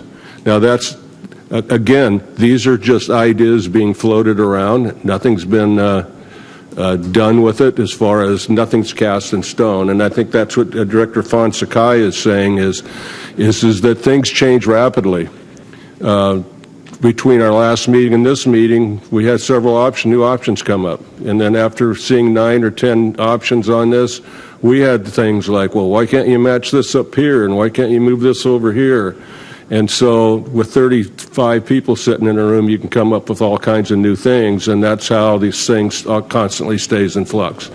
And I appreciate the letter that Gary sent out. I responded to him immediately and said, you're on the same page with us, and I actually like to hear that because I know that there are people on the board that are letting me know that we're working in the right direction. And so if anybody's got any input, we certainly would be happy to have it. But know that the input you gave us today may not even apply next week because it may have completely changed. But anyhow, Director Hogan, you got your hand up? Yeah, thank you. And actually, you touched on the one issue I was going to ask, and that was there any discussion of a in lieu payment instead of the property tax? And what you said was, so because I'm sure there's some agencies that don't want the property tax on their ratepayers. That may be the case, but what you're saying is that there may be an option for them to do an in lieu payment and just embed it in their rates rather than the property tax. Is that correct? That's correct. That was floated on Tuesday as an option. It was brought forth by Director Kurtz as another tool in a toolbox. There are some constituents on the board that don't want or are not in favor of the AV tax. There is a large portion of the members, particularly general managers, that are in favor of it for obvious reasons. Going to your ratepayers with a 14% increase is painful. Having it put onto property taxes without having to go to the public may not be as painful. That's time will tell. We've had people comment at Met about don't cut conservation, don't add to our taxes, don't raise our rates. Not one person has said, hey, I'm willing to pay this, or you can charge me that. It's, we're not going to get, I don't expect to see a lot of people raving about any of the solutions we're coming up with, but we still have to remain solvent. Director, could I go ahead, Mike. I'm hearing the delegates say, what do we want? And they reference some letters that directors have sent. I'm just wondering if it wouldn't be appropriate for the board to have some policy discussions on MWD issues based on what's going on up there. For me, I oppose the Pure Water program, at least at this point. And I would recommend we don't support that. In fact, they just table that issue until they resolve these other issues. There's too many projects I've met that go out of the gate, as Dan mentioned, and they try to resolve the issues later on when it's too late to resolve the issues. I'd like to see a lot of those issues resolved, especially cost, who's going to pay, benefit, before we go too far down the line. So I offer that as a suggestion to talk about the major Met issues to see if the board policies need to be tightened up a little bit. Thanks. Thanks, Mike. Director Steiner. What is the mechanism for tracing the AV monies, how much they are, and that they're going directly to state water project costs?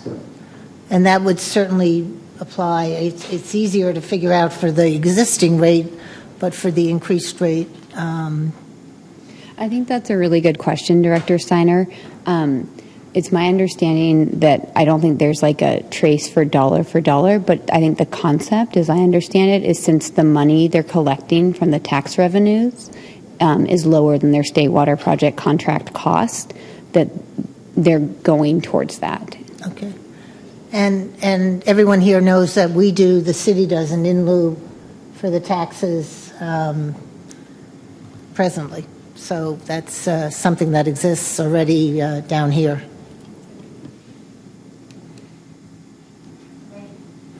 Thank you. Director Arant.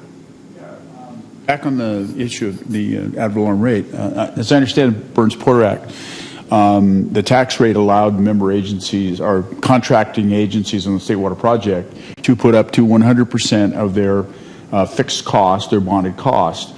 And as I understand it, that's roughly 560 or 70 million a year at Metropolitan. How much is their debt service to the State Water Project? I think that the legal opinion was that it could be all the state water project contract Right. costs, And how much I is think it's like 700 million. Oh, okay. So what we're saying is they're currently collecting 120 million with 0.035. Let me do the math real fast. That's 1/6 of their capacity to generate tax revenue to pay their state water project costs. Right? I'm sorry, did I do the math wrong? And the other thing, I think Mike made a really good point. I think there needs to be close alignment there needs to be communication alignment between what our delegates are doing at Metropolitan trying to accomplish and what the direction is here. So, thanks. Director McMillan. Yeah, I just remind the directors, the last two speakers were on the same thing. I mean, the dollars are fungible. So, if you use them on the state water project or you get another source for that frees up money elsewhere. And as Gary said, you can go about 5 times.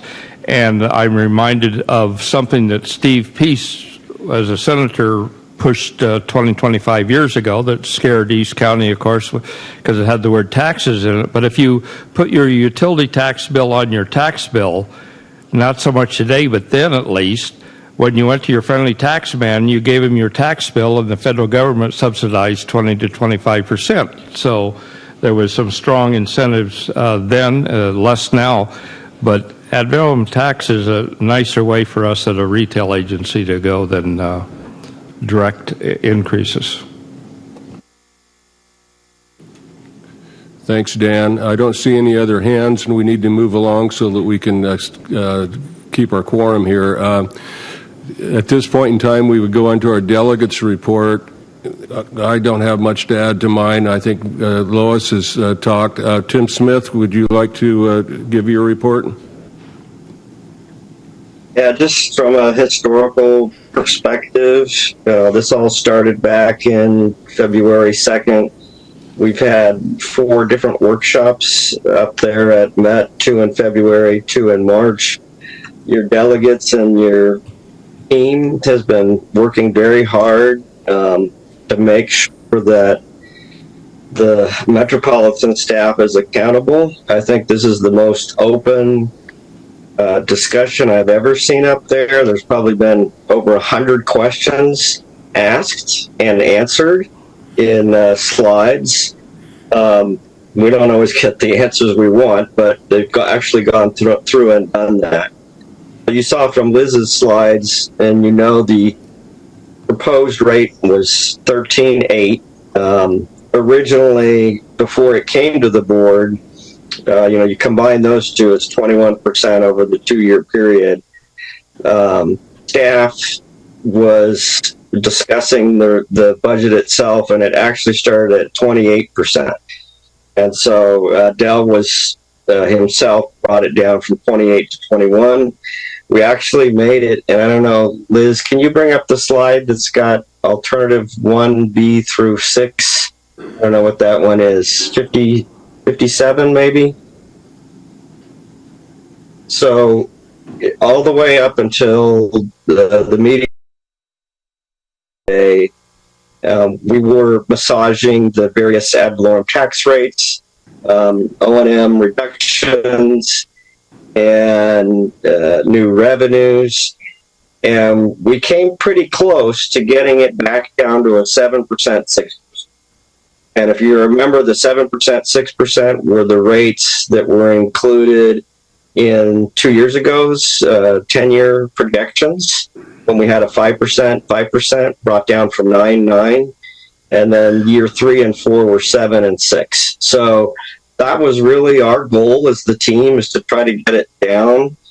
The issue that happened on Tuesday, which Chair Millard mentioned, is the staff had originally had water sales amount, and they lowered it by 100,000 acre feet. And then it was the consensus of the board to lower it another 100,000 acre feet. So from the numbers you see on this chart, another 100,000 acre feet raises all of those numbers by 9%. So we're back where we started. We basically got the 21% down to 13, and now it's back up to 21%. Just because we were being prudent in trying to provide realistic water sales numbers, and I've heard a lot of directors here at the board talk about how we're all struggling with that issue, but I just wanted to put a number to it. And so if you go to the next slide, Liz, the one with the direction. So at the beginning of the workshop, we were doing great. And then at the end of the workshop, we're in a position where, we're looking back at 20+% rate increases. The higher you go up with the ad valorem tax, which I've heard folks talk about here today, there is an issue of, the public filing a lawsuit. And I think Director Steiner had brought it up before. The actual amount is we're waiving it. I think Director Rant brought up what the remaining bond value was. And I don't know if, Liz, you can confirm that, but I remember it was very, very small from the original cost of the state water project. We had paid off all the way down to, $20 million. And in order to get back up to that, 600, 700 million, we're waiving the requirement per this MedAct code, was it 123.5, which is a risk itself. So part of the discussion was, well, how much can you raise it? What's the public limit? And I think that at any rate that you raise, it's difficult to raise it higher than 100%. And so if you look at this table, we were trying to find some balance by going from, the 0.0035, which is the existing, have an alternative that's like a 50% raise, have an alternative that's doubling, and there's still an alternative in there that's tripling. So I think we have to understand that there is a limit to that we may end up, there's a risk associated with raising it too high, having litigation, and then potentially having to pay ad valorem back. So we're struggling with that issue too. But again, I think Lois said it very well about a lot of things are changing. But just know that we're working very diligently to try to get the rates as low as possible. Thanks, Chair Miller. Thanks, Tim. Lois, do you have anything to add? Yes, thank you, Mr. Chairman. If I could just add on to it what Director Hogan had said. I really treasure your and respect your opinion, because you have been in our situation and you served as a Met delegate for us for many, many years. So you have a specific. I think perhaps at the discretion of our board chair, if we could have more discussions and a policy discussion here, it would really do us a lot of good. There's so many projects that are potential projects that Met is considering. Just talking about Pure Water Southern California is just the first project. And I know a lot of people are interested in diversifying. Of course, we're all interested in diversifying water supplies, but they have to make sense. In addition to that project, they've also been talking about the Delta Conveyance System, Sites Reservoir, and there's other projects also, but they all add up to the tens of billions of dollars. None of this budget that we're considering right now, none of the alternatives include Pure Water San Diego. That comes in at year 3, and we have not voted to approve that project. With MET only having bonding capacity of $8 billion, I don't know how we can finance this. We're going to be looking at phenomenal, insane water rate increases. Something else that we've been doing is participating in the Camp for Water, the Climate Action Management Plan, Climate Adaptation Management Plan. And that will that will impact our business plan as well as our future budgets and rate increases also. We've been asking for and still have not received any information on what the baseline water demands are going to be. That has to be done, and we have no idea how much water we're going to need, whether there are any gaps. I'm not convinced that there are. We're not getting the bounce back in water use after droughts anymore because we've made structural changes to the way we use water. So these are all things that we need to ask about and we need to get answers for. But I really hope to be able to engage all of you so that we can come up with some ideas and get some direction so that we can make the best decisions possible for all of us. Thank you. Thank you, Lois. Liz, I think you're done. You can sit down. I got you hanging out up there. The last few things I want to say so we can close this out is from my end of the report. I've talked too much already. One thing came up from the Colorado River is this year it looks like that the Metropolitan is going to max out their storage in Lake Mead at 1.7 million acre feet. So that the Met is looking for other options to store water, which would include groundwater storage. And I think we may have alluded to this the last meeting that they are coming up or trying to formulate a plan to reward groundwater agencies to take water and store it for future use later on. If we get our quota right now from the state waters at 30%, I would imagine that we'll be closer to 50 than 30 by the time the smoke clears and the winter's over. So that'll give us 1 million acre feet of water or so off of the delta, providing we don't have any environmental holdups. And so we'll be taking less water off of the river, which will obviously help Lake Mead and the other reservoirs. You saw the report today. There's positive news on storage on the river, but it's still dangerously low. 1076 is not the end goal. I remember years ago, 1076, we were pulling our hair out. Now it's a good sign. So that in itself is good news. So I'll call it an end to this. Does anybody have anything else? Jim Medaffer is not here for his report. That's in the packet on the river. Jerry, I saw your hand up. Yeah, I'm curious, probably for Dan, question for Dan. If you said that Met is maxed out on its storage in Lake Mead, and then we heard earlier in the meeting that Lake Mead's only at 35%, where's the rest of that storage? Well, who's got the rest of that storage? The 1.7 is what Metropolitan is contractually allowed to store in Lake Mead.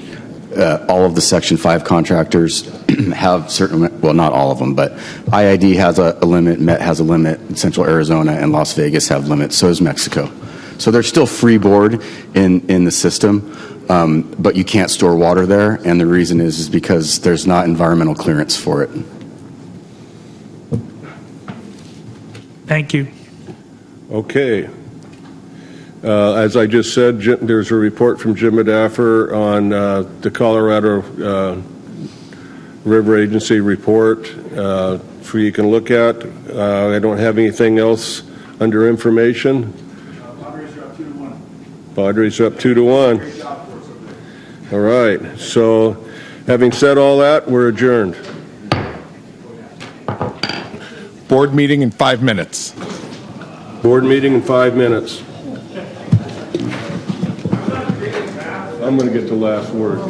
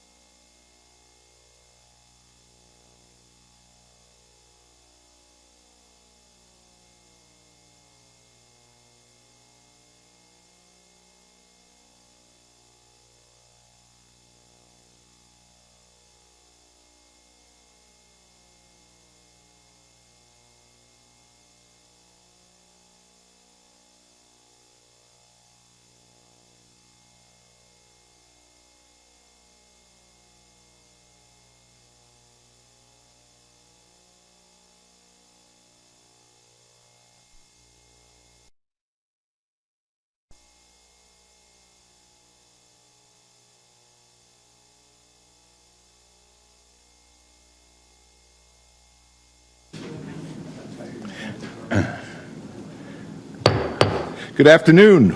We're going to start the formal board meeting. It is 2:53, and we will get started. Today's meeting is going to be in person with 2 board members requesting to participate remotely. Our General Counsel, David Edwards, will give us some instructions on this. Thank you. Director Smith is appearing pursuant to Government Code Section 54953 F2A1, just cause, which requires no vote. Director Croucher is appearing pursuant to Government Code Section 54953 F2A2 under the emergency circumstances, which will require a voice vote of the body. I'll accept a motion. So Second. move Director Steiner and second Director Miller. All in favor, say aye. Aye. Opposed? Abstentions? Great, thank you. If you will all join me in the salute to the flag, please. I pledge allegiance to the flag of the United States of America and to the republic for which it stands, one nation, under God, indivisible, with liberty and justice for all. Kelly, if you'll do a roll call to determine a quorum. Director Acosta. Here. Quorum is absent. Chair Katz. Here. Director Kennedy. Here. Director McMillan. Yes. Scolzetti. Here. Secretary Hilliker. Here. Director Yamani is absent. Director Leahy is absent. Director Myers. Present. Croucher. Here. Smith. Here. Quaylen. Here. Simpson is absent. Director Heidemann. Here. Director Wiley is absent. Director Hurst. Present. Bays is absent. Director Abdullahi. Present. Bakowitz. Here. Fong Sakai. Present. Director Macedo and Madaffer are absent. Vice Chair Serrano is absent. Director Steiner. Here. Vespi. Here. Director Whitburn. Here. Lyons. Here. Hogan. Present. Director Castaneda is absent. Director Ellithorpe. Here. Arant. Yes. Here. Miller. Here. Ray. Here. Supervisor Desmond is absent. Chair Katz, we have a quorum. Great, thank you. For any proxies? I have a number of proxies. Director Arant is the proxy for Directors Leahy and Wiley. Director Croucher is the proxy for Director Smith, Shelby, and Deloitte. And Director Acosta is the proxy for Director Byrne. They have 42% of the rated votes. Boy, does he look... And you look so much more powerful. As far as some public comments, I have one that's in person. Do you have anyone online that would like to speak? If there are any speakers in the Zoom waiting room who wish to speak, please raise your hand now. I see none, Chair Katz. Great. Okay, in person, the general manager of the Fallbrook Water Agency, a man named Jack Beebe. You got it. It is. People do get it wrong. There are a couple new faces in here. Appreciate the opportunity to speak with you. Today was the day our second payment was due, so I told my staff, "Don't worry, I'll bring it down myself." We did deliver the check. You'll have to ask Pierce if it bounced or not, but I'm pretty confident that it didn't. But I also wanted to take this opportunity to really thank the board and management for resolving this issue in an amicable way. As a recognition of that, I did bring some avocados from one of our local growers, Dickinson's Farm, who does organic avocados up there. So someone will have to help me hand them out, but I did bring that to express our appreciation.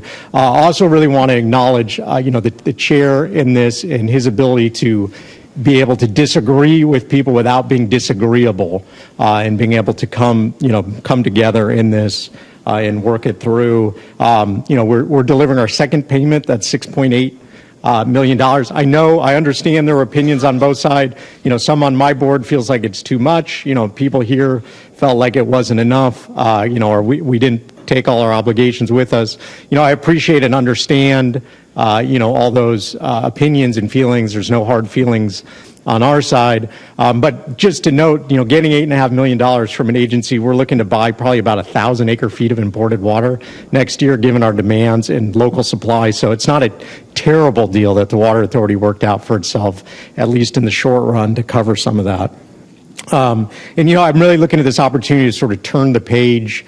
There's a long history of what we went through, but, looking forward to sort of a, fresh start, being, just an agency now just north of the Water Authority with a different wholesaler, but there will be opportunities and needs to work together. The success of the Water Authority is important to the whole Southern California region, so it's important for, all of us that this agency is successful, and, at least in my role at Fallbrook Public Utility District, I'm happy to support that, and, there'll probably be opportunities to work together in the future. So again, just wanted to thank you guys. And the last thing is just to deliver, in the spirit of sort of turning the page, I do have a check for Chair Katz.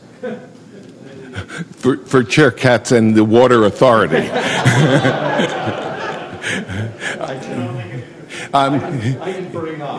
That would be great. Huh? Dan?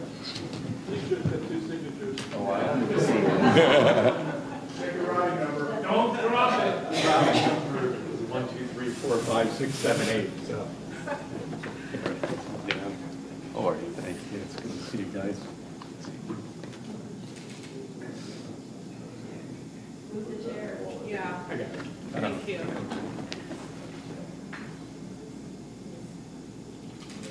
Perfect. Thank you, guys. Good to see you, Jack. Thank you.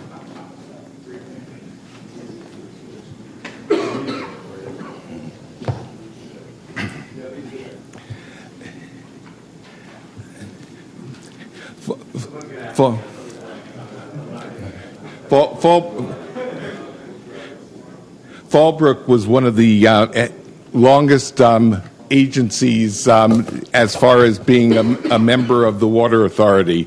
And Jack, just for a few minutes before you walk out, and don't think you're going to get to the game before any of us, but one of the longest members of the Water Authority was Fallbrook, and we really loved having you as a member, and didn't want you to detach.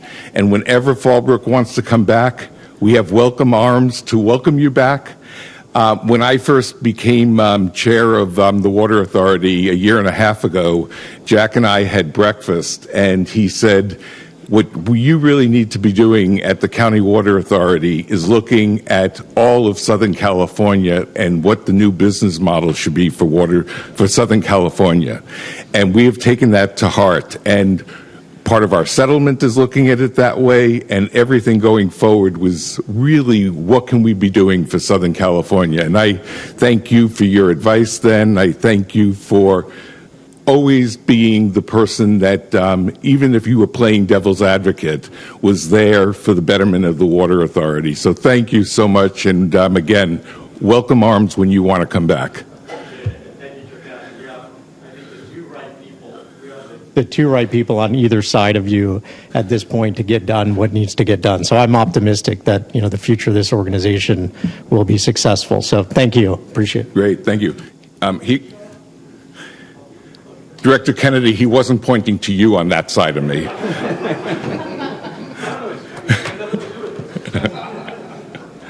Okay, no other public comment? No, we have no more. Okay. Additions to the agenda? There are no additions. You have two sets of minutes in your packet. Minutes for the special Board of Directors meeting that was held on February 8th, 2024, and our formal Board of Directors meeting on February 22nd, 2024. I'll entertain a motion to accept. Director Kennedy to approve, and Secretary Hilliker seconded. Any discussion? I can do voice. I'm sorry, roll call? Roll call vote, yeah. Roll call vote, please. Director Acosta? Aye. Chair Katz? Here? Yes. Director Kennedy? McMillan? Yes. Scalzetti? Yes.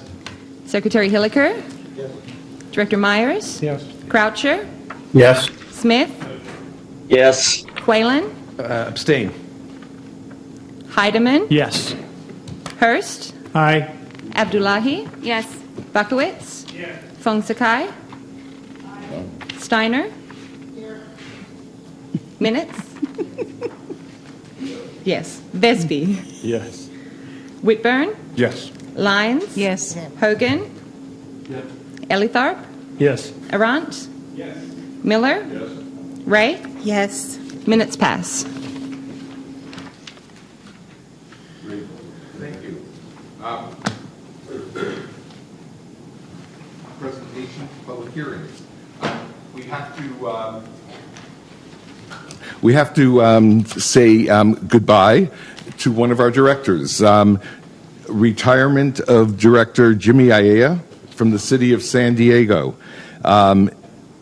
Jimmy served this organization so well, had so much good advice, especially on the financial end, and is going to be missed. I would accept a motion for Resolution 2024-05 honoring Jimmy Ayala upon his retirement from the Board of Directors.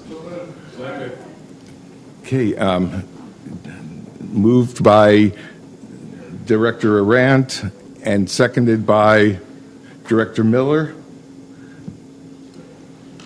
Okay, calling roll. Director Acosta?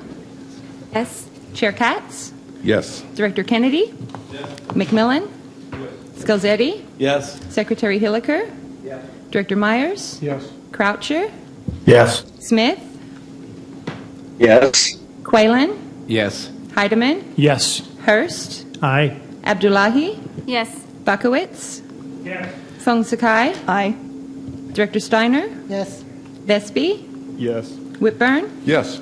Lyons? Yes. Hogan? Yeah. Ellithorpe? Yes. Arant? Miller? Ray? Yes. The motion passes. Great, thank you. Reports by chairs. The chairs report. On April 11th, Thursday, April 11th at 1:30, we will have a special Board of Directors meeting. And at that special Directors Board meeting, we're going to talk a lot about MET, the MET budget coming up, and what Director Fong Sakai brought up during imported water this afternoon. We'll also be talking about future projects from MET and our thoughts about those and the thoughts about the business plan. So it's an important meeting. Thursday. Yes, Thursday, April 11th at 1:30, special Board of Directors meeting. If you've looked at the head table here today, there's a new addition. We want to welcome Jamie Bradford, who's our new Assistant General Manager. Jamie came to us from the San Diego Regional Chamber of Commerce. Many different mayors in San Diego, brings a great amount of experience in public policy and in government affairs, and we're thrilled to have her join us as our new Assistant General Manager. And she joins us up here with our General Counsel, David Edwards, and our Deputy General Manager, Tish Berg. So thank you so much for the team up here supporting me and everyone else who's on the Board of Directors. Great team. Thank you. And also, I'm sure everyone noticed that Marty Miller today chaired Imported Water. He is our new chair of Imported Water. And our vice chair of Imported Water, who's taking his place because he was vice chair, is now Neil Myers. So we thank both of them for agreeing to serve. We will now have a report from committee action today. Kelly, if you'll go over the different items that came out of the committees. Thank you. We'll just get that up on the screen.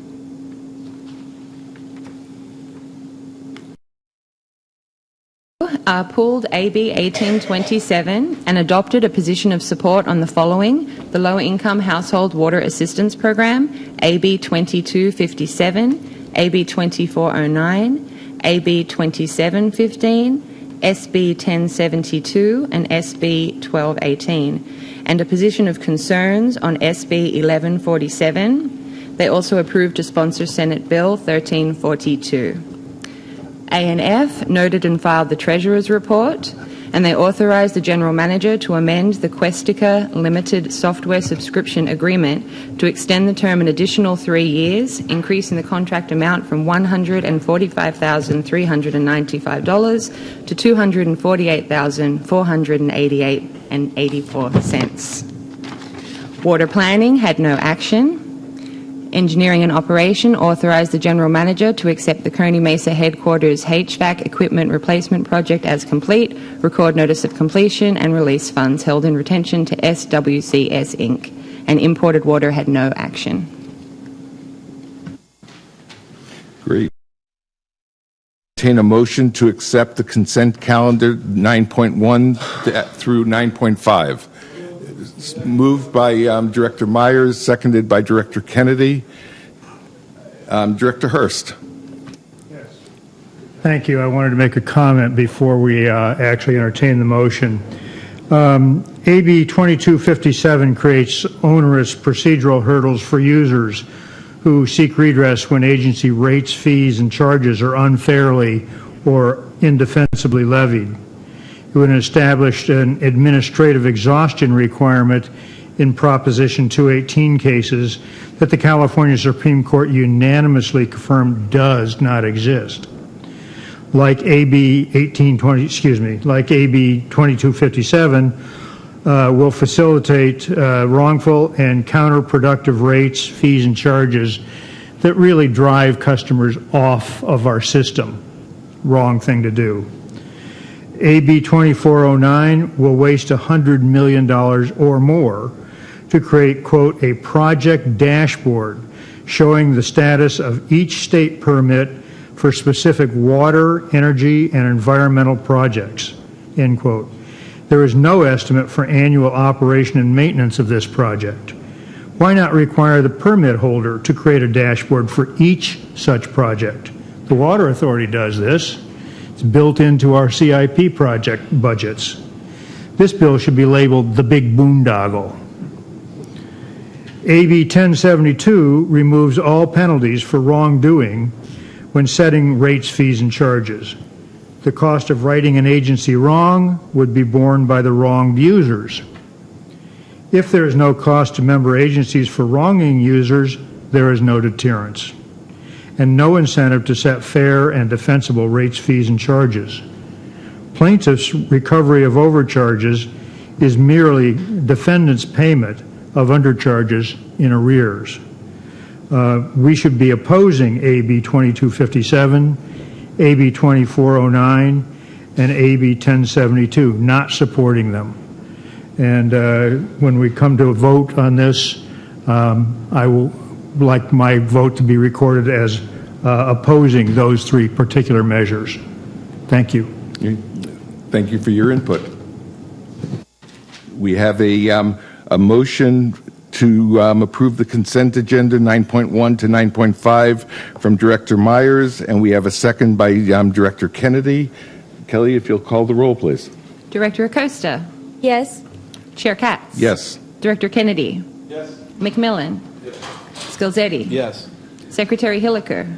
Yes, but it goes to the same three as Director Hurst. Director Myers? Yes. Croucher? Yes. Smith? Yes. Quaylen? Yes. Heidemann? Yes. Hurst? Aye, with the exception of ABs 2257, AB 2409, and AB 1072. Thank you. Director Abdullahi? Yes. Bakowitz? Yes. Fong Sakai? Aye. Steiner? Yes. Vespi? Excuse me, yes. Whitburn? Yes. Lyons? Yes. Hogan? Aye. Elitharp? Yes. Arant? Miller? Ray? Yes. The item passes, Chair Katz. Great, thank you. Just want to point out on the actions that we just passed, item number 9.2 is a bill that was drawn up by President Pro Tem Emeritus Tony Atkins, and it's a bill that she asked us to sponsor. So we, by taking action today, are sponsoring that bill, and it's a real attribute to us at the County Water Authority, and also that she wanted us to be sponsoring this bill, and it's great that she is introducing this legislation. So that is 1342 by President Pro Tem Emeritus Tony Atkins.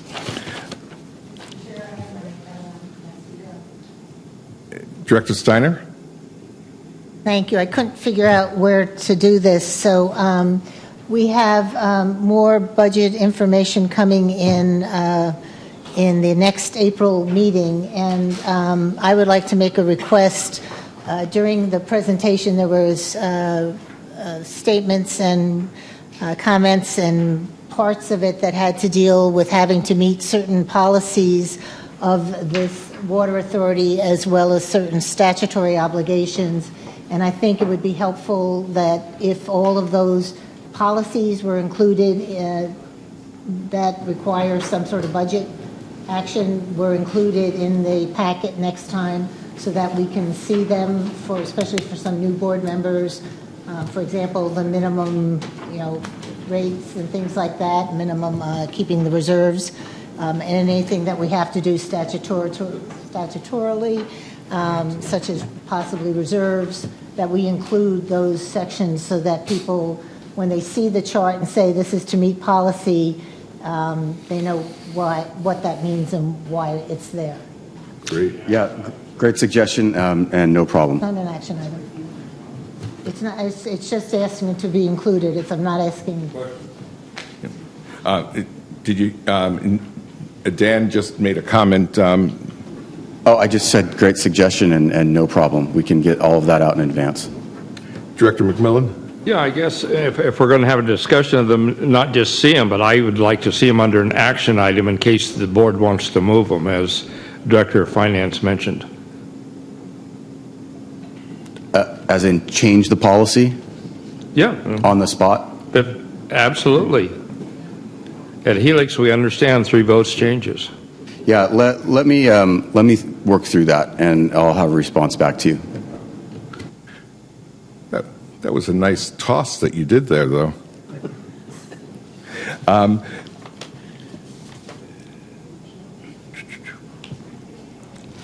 Yes.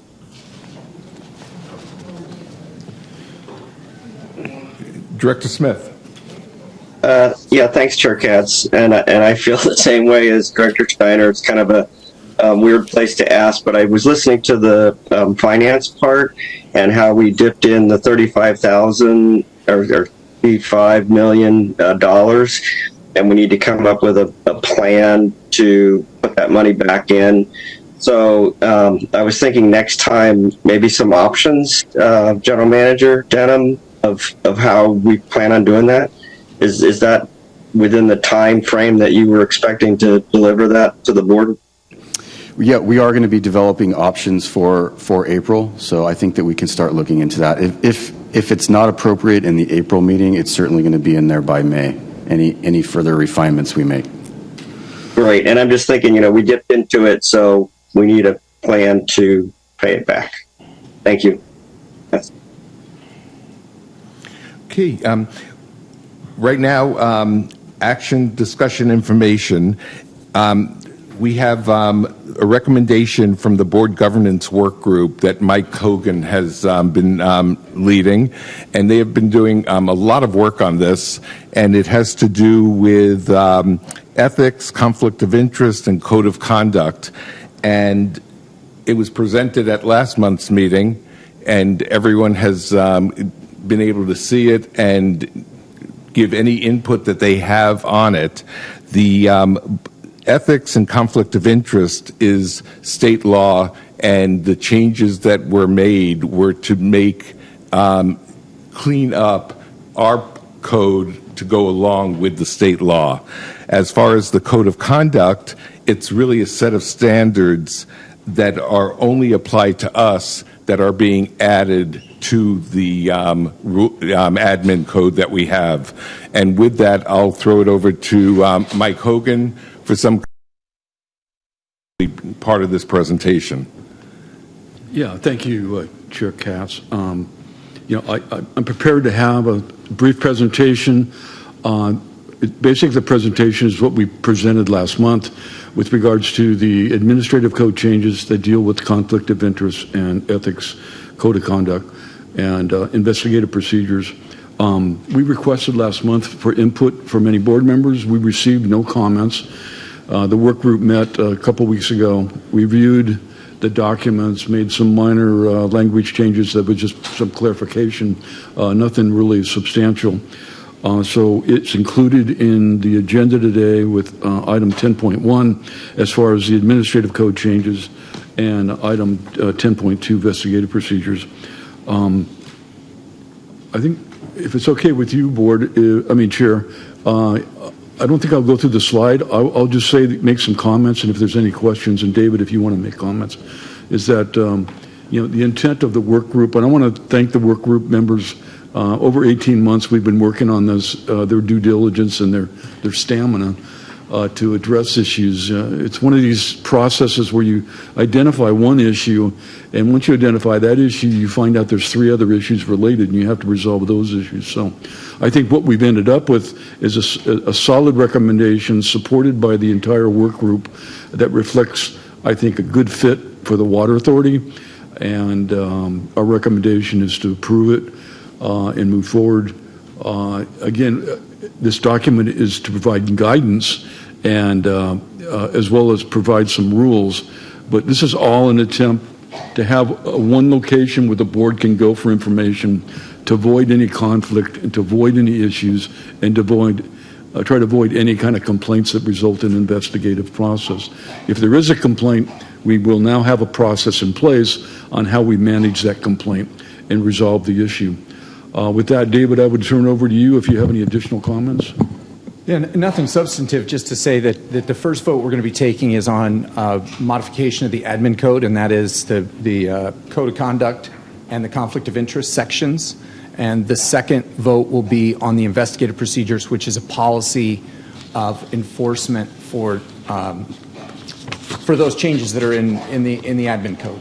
And the investigative procedures is preceded by kind of a lengthy preamble intended to provide some almost legislative history on how it's intended to work. So the fact that the work group was unanimous in the recommendation, it's been a really fascinating journey for me, I know that, and here we are finally for a vote. Yeah, I'm prepared to go through the presentation, but I think we summarized pretty much what the presentation says. Great. Okay, perfect. Okay, so Director Steiner on Ordinance 2024-01 of the Board of Directors of the San Diego County Water Authority making amendments to chapters of the administrative code. And that's moved by Director Steiner. Is there a second? Seconded by Director Hurst. If you will call the roll, please, Kelly. Director Acosta. Yes. Chair Katz. Yes. Director Kennedy has left. McMillan. Scalzetti. Yes. Secretary Hilliker. Yes. Myers. Yes. Director Croucher. Yes. Smith. Yes. Quaylen. Yes. Heidemann has left. Director Hurst. Aye. Abdullahi. Yes. Buckowitz. Yes. Fong Sakai. Aye. Director Steiner. Yes. Vespi. Yes. Whitburn. Yes. Lyons. Yes. Hogan. Yes. Ellertharp. Yes. Arant. Miller. Ray. Yes. The ordinance passes. Great, thank you. And our second ordinance, adopt proposed procedures for investigative of conflict of interest, ethics, or code of conduct violations of the Board of Directors of the San Diego County Water Authority. Moved by Director Steiner and seconded by Director Arant. Director Acosta. Yes. Chair Katz. Yes. Director McMillan. Scalzetti. Yes. Secretary Hilliker. Director Myers. Croucher. Yes. Smith. Yes. Quaylen. Hurst. Aye. Abdullahi. Yes. Buckowitz. Fong Sakai. Aye. Steiner. Aye, and good work by this committee on a extremely difficult subject sometimes to approach and to come to a solution that had not a single comment here today. Thank you. That means a lot from you. Director Vespi. Yes. Whitburn. Yes. Lyons. Yes. Hogan. Yes. Ellatharp. Yes. Arant. Miller. Ray. Yes. Motion passes. Great, thank you. And really want to thank Mike Hogan, who has led the board governance work group, for his leadership on this, and his committee of Director Abdullahi, Secretary Hilliker, Director Madaffer, Director Smith. Really want to thank all of you for serving. And the board governance work group now will also be adding to it for some new topics of governance and also on per diem, Director Leahy, Director Miller, Queerum, and Scalzetti. So thank you, Mike. Thank you for the work group Certainly. and everything that you Thank you for the accomplished. vote on this issue, and I'm going to celebrate tonight.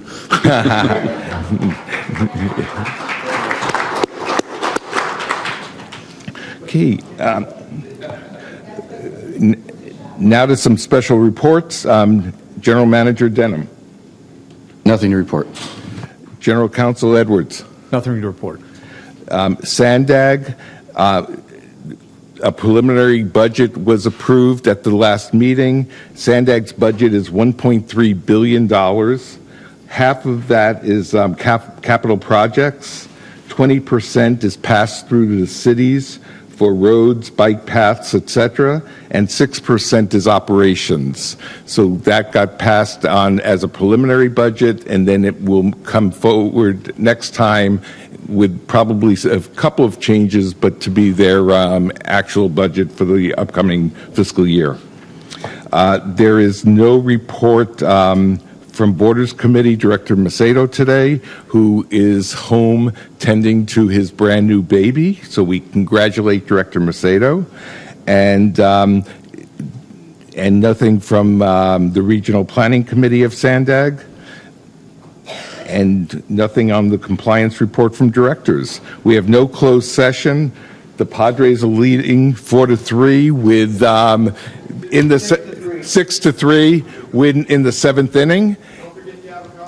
And there are avocados for everyone. And I really appreciate you choosing to be with us today instead of the Padre game. And go Aztecs at 4 o'clock. This meeting is adjourned.